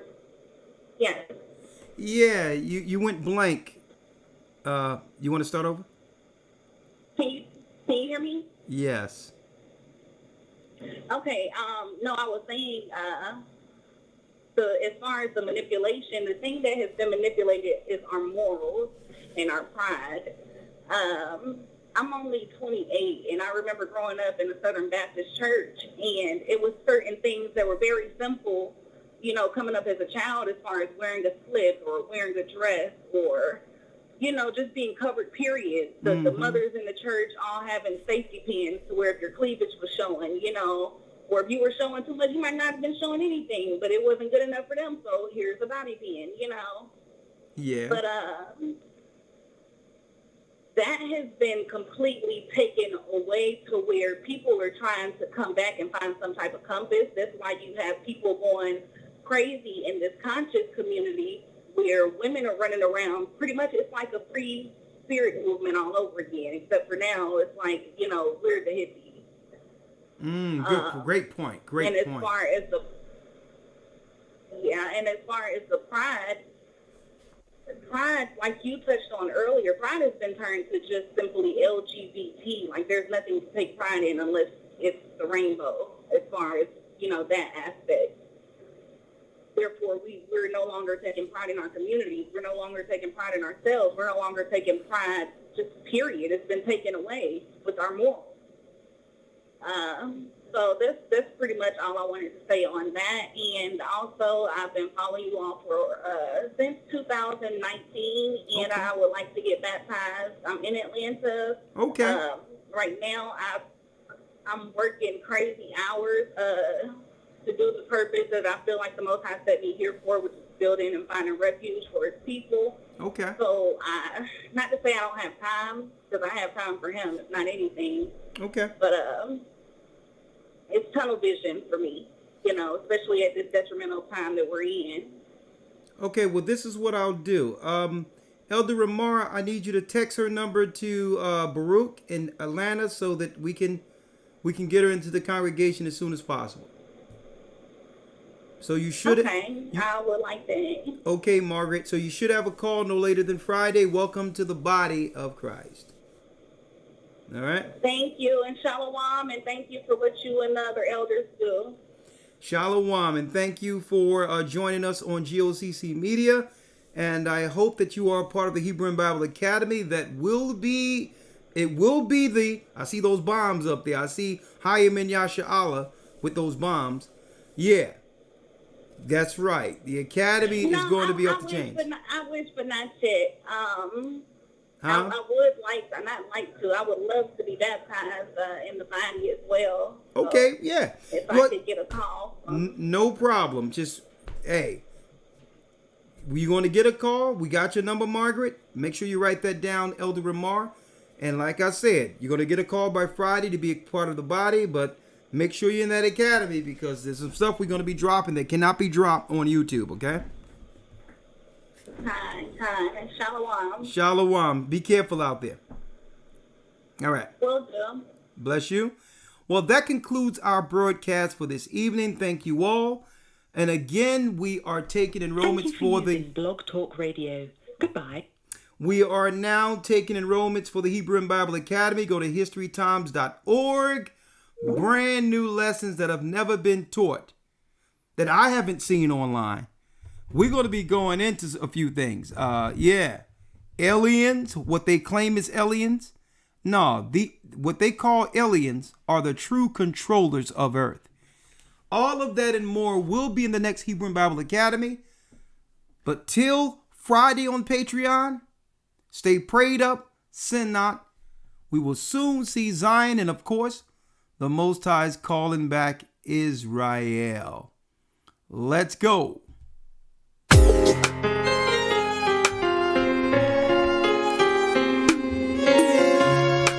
Support the work. $ GOCC 144 donate.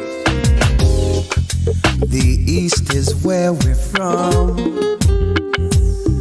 The 12 tribes of Israel. In 721 BC, the Assyrian king, he took us down, we fell. With a great escape we went to the Euphrates. The Lord held the water still. To a land where no mankind dwelt, we went. The 12 tribes of Israel. That's who we be, Manasseh, the Cubans. We from Puerto Rico, and Valley from the Isles of Hawaii. The Lord is calling back Israel. Zebulon from Panama, Gad, the North American Indians. Simeon